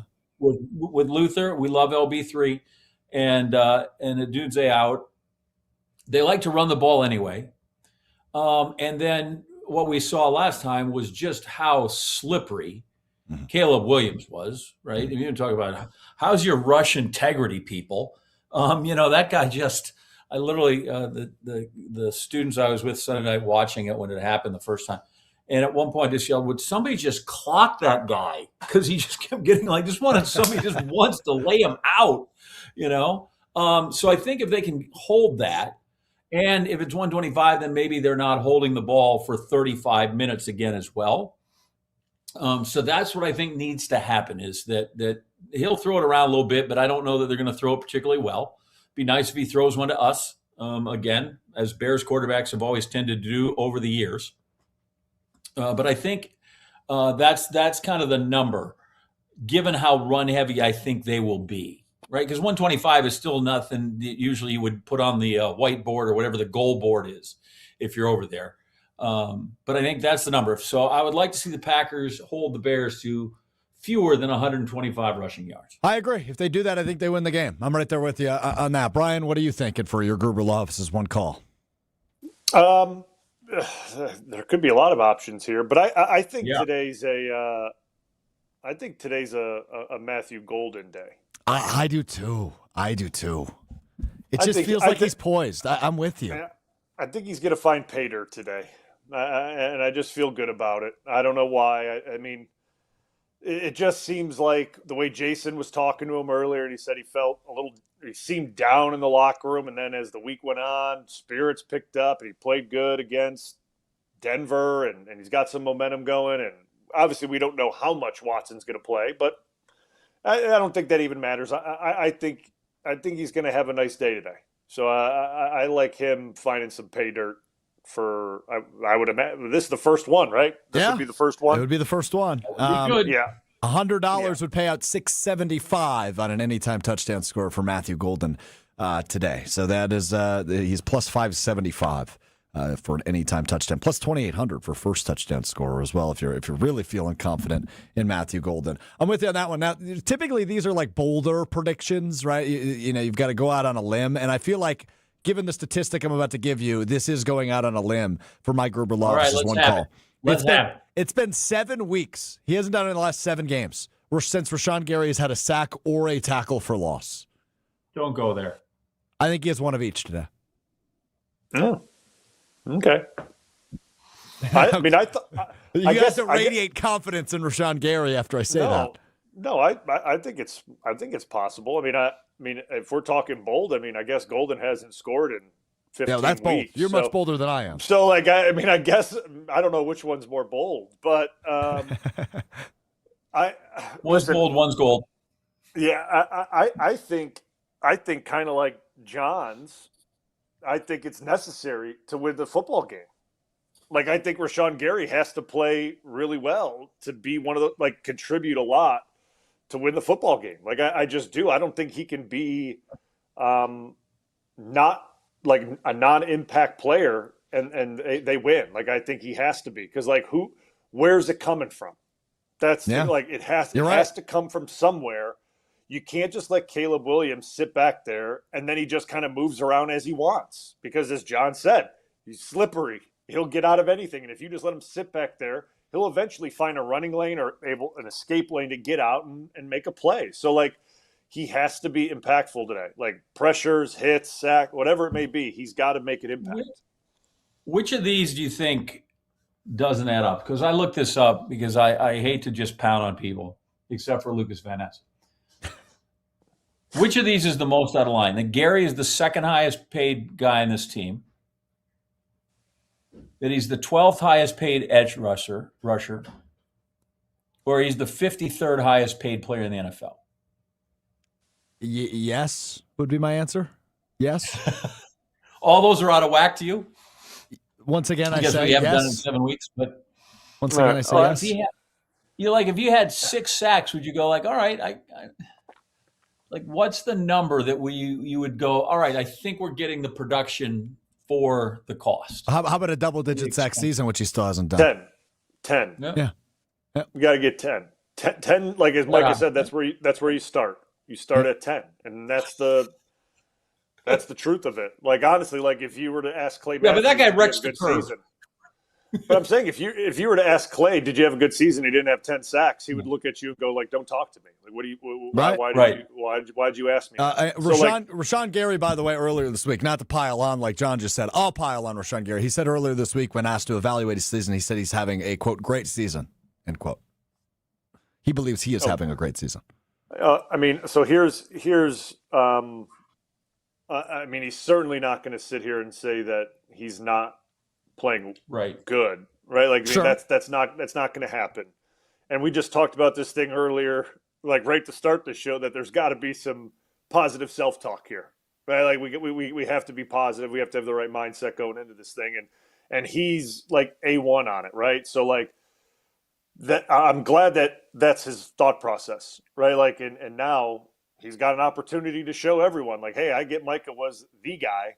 I can also be one of those guys. I can contribute. I can do what I need to do. So, I'm not going to pile on a guy for saying that he thinks he's playing great, right? Like, I'm not going to do that. Because what else is he supposed to say? Honestly, yeah, I was going to say, depends how that question's asked. You can be like, well, what do you? Yeah, because I think he's been up front before about saying that he needed to do more in past seasons or whatever. So I don't know that he's hidden from that, but it is. Yeah, you're not going to go. Yeah, I am just. Well, on occasion there'll be a guy. I guess I don't necessarily want him to say bad, because the question was framed in relation to, okay, how do you fill the gap without Micah Parsons, and he effectively said, yeah, I'm doing what I need to do. I'm doing my job. And sure, okay, fair, but also I think a better answer would be something to the effect of, yeah, well, he's a hard guy to replace. We all have to elevate our game, right? I'm just saying, big fight big fight in the game right now. Yeah, you're right. I see that. And punches were being thrown everywhere. So I'm sorry to interrupt. You were okay as they've just added an exclamation point. It was a Tank Bigsby touchdown and a Saquon Barkley 2-point conversion. Eagles lead the Commanders 29-10 with 4.5 minutes to go. And you're right. We still got shoving going on with Saquon Barkley and Bobby Wagner of the Commanders. Big time fight. You're not kidding. Wow. That was. Explain to me why you would go for 2 in that category, in that point. Yeah, running up. Yeah, that's probably what this fight. That's got to be what this fight's about. That's got to be what this fight's about. I mean, 17 is already a 3-possession game. It's the Woody Hayes answer. Why'd you go for 2? Because I couldn't go for 3. Yeah, fair enough. All right, real quick, we got to get to our Island Resort and Casino best bet. I've won 2 in a row. Let's make it 3. Island Resort and Casino, a premier resort destination, the largest north of Milwaukee, with everything you like to do in one awesome location. Visit islandresortandcasino.com to book your total experience today. Look, I mentioned the keep-away style I anticipate from this game, but I still think that over-under line, I'm going with a traditional bet today, is too low. It's 45.5. I like the over today. Over 45.5 total points in this one between the Packers and the Bears. It's that simple of a bet for me. I don't think it'll be a massive over, but I do think, you look at 28-21 a few weeks ago, I think that score could be replicated in this one, which equals 49. Easy math here on Green Bay Game Day. We will have our patented Lakeland University trivia question for our producer, the birthday boy, Will Summers, coming up next, who's also a Bears fan. You guys weren't on the last time the Packers played the Bears, so you'll enjoy this coming up next. And our final predictions and analysis ahead of Packers-Bears Part 2. That comes up next as we wrap up Green Bay Game Day. Stay right here. Green Bay Game Day will be right back on ESPN Wisconsin and 620 WTMJ. Experience hot gaming action and a relaxing spa day. Your perfect winter getaway at the island. Book a stay and float package to get both a standard room and a rejuvenating 60-minute float pod therapy session for less than $100. Complement your stay with an elevated dining experience at Horizon Steakhouse, followed by an evening of comedy in Club 41. The Island Resort and Casino's stay and float package runs through February. Call 800-682-6040 to book yours today. Certain days and restrictions apply. As the year winds down, we all pause to take stock of where we've been and where we want to go next. If finishing your degree has been on your mind, this could be your moment. At Lakeland University, education fits real life with flexible evening and online classes, credit for your work and life experiences, and multiple start dates so you don't have to wait. Earn your degree 100% online, close to home at one of our 6 Wisconsin centers, or on our residential campus in Sheboygan County. This next year, invest in what matters most. You. Lakeland University. Experience it your way. Are you looking for reliable transportation this holiday season? I've got you covered. Hey, it's Jen Latta from ESPN Milwaukee. With holiday parties, family gatherings, and year-end events on the horizon, I trust Accutrans Group to handle all my private transportation needs. Whether it's a corporate function or a festive celebration, Accutrans gets me there safely and on time. As a veteran-owned business, they pride themselves on top-notch service that you can count on. Booking is easy, stress-free, and reliable. Just visit AccuTransGroup.com to reserve your holiday ride today. That's AccuTransGroup.com. Hey, it's Alex Strouf. When it's game day, every detail matters. From the perfect seat on the couch to the perfect spread on the table. For over 125 years, Coops has been bringing incredible flavor to the table with 14 bold mustard flavors that turn good food great and great food amazing. Whether it's brats, burgers, or pretzels at halftime, Coops isn't your ordinary mustard. It's extraordinary mustard. So this football season, bring the bold, bring the flavor, bring Coops. Coops Mustard, spreading the love since 1897. The holidays are the perfect time to thank the people who make your business shine. At Alpha Custom Apparel, we help you create custom gifts and branded apparel that show true appreciation. Whether it's polished polos for your sales team, cozy quarter zips for employees, or thoughtful giveaways for your best clients. We make it easy with fast turnaround, creative options, and Midwest service you can count on. This season, give gifts that build pride and strengthen relationships long after the holidays are over. Visit alphacustomapparel.com and start your holiday gifting today. Cashback is not available on gas in New Jersey and Wisconsin.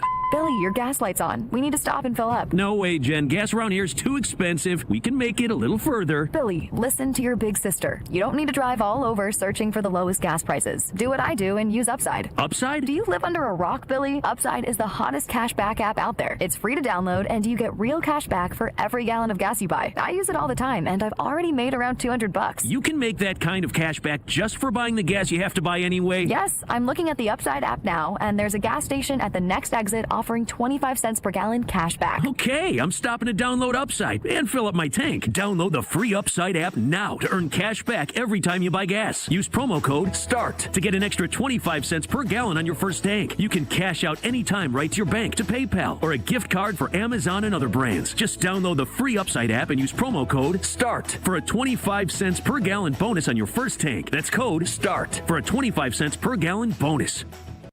There's a holiday gift out there that everyone loves. It's compact, tasty, and one size fits all. It's a Cousin Subs gift card. Make your life a little easier. Give your friends and family a better gift this holiday season. Purchase $30 in gift cards today at your favorite Cousin Subs location and receive a certificate for a free 7.5-inch sub. Oh man, that's the gift that keeps on giving. Cousin Subs. We believe in better.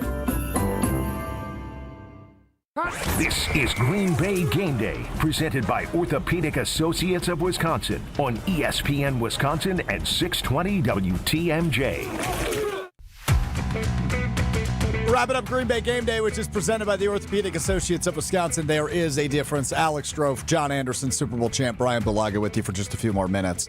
And we, as always, are produced by our buddy Will Summers. He is a terrific producer on Green Bay Game Day and Green Bay Game Night, which I will have the pleasure of sitting in for Homer tonight on, alongside Will Summers. Two things about Will Summers. Number one, he is a Bears fan. He's from Illinois, Chicago area kid.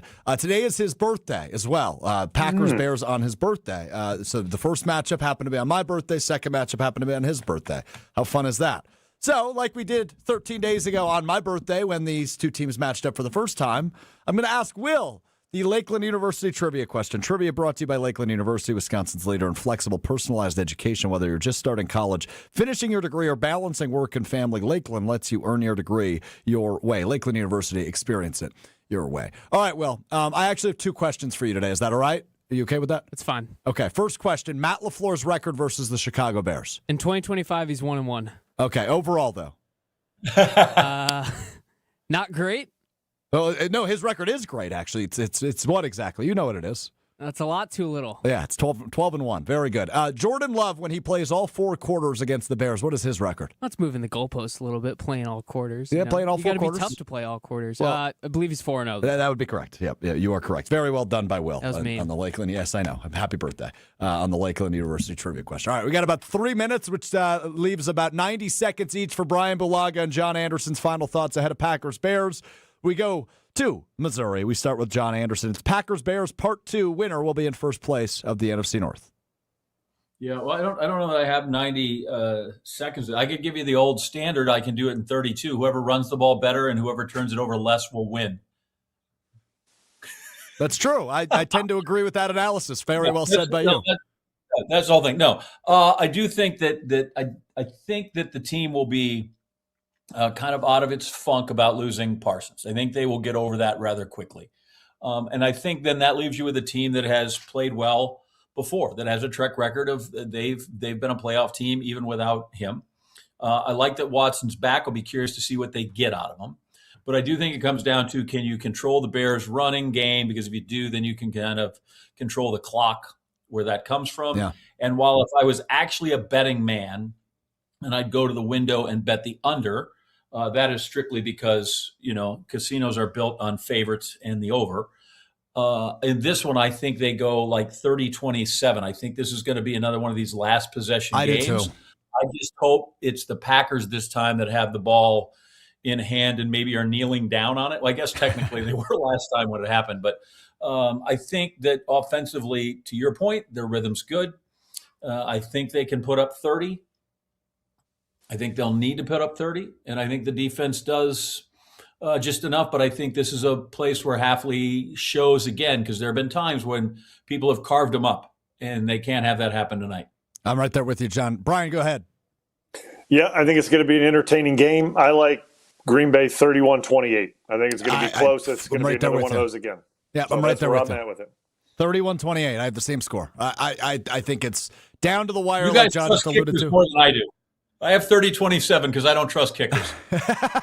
Well, the Eagles certainly don't trust Jake Elliott after the day he's had, despite their what will be a big win over Washington and Philadelphia going to clinch again the NFC East. The first back-to-back winner in the NFC East in like 20 years. As Philadelphia has once again clinched the NFC East and will be in the postseason, despite what looks like a little bit of rockiness in Philly. They're not the juggernaut they were a year ago. It is Packers-Bears in about 25 minutes, 7:20 on Fox. Marquette and Creighton is coming up next on ESPN Milwaukee if you're listening there.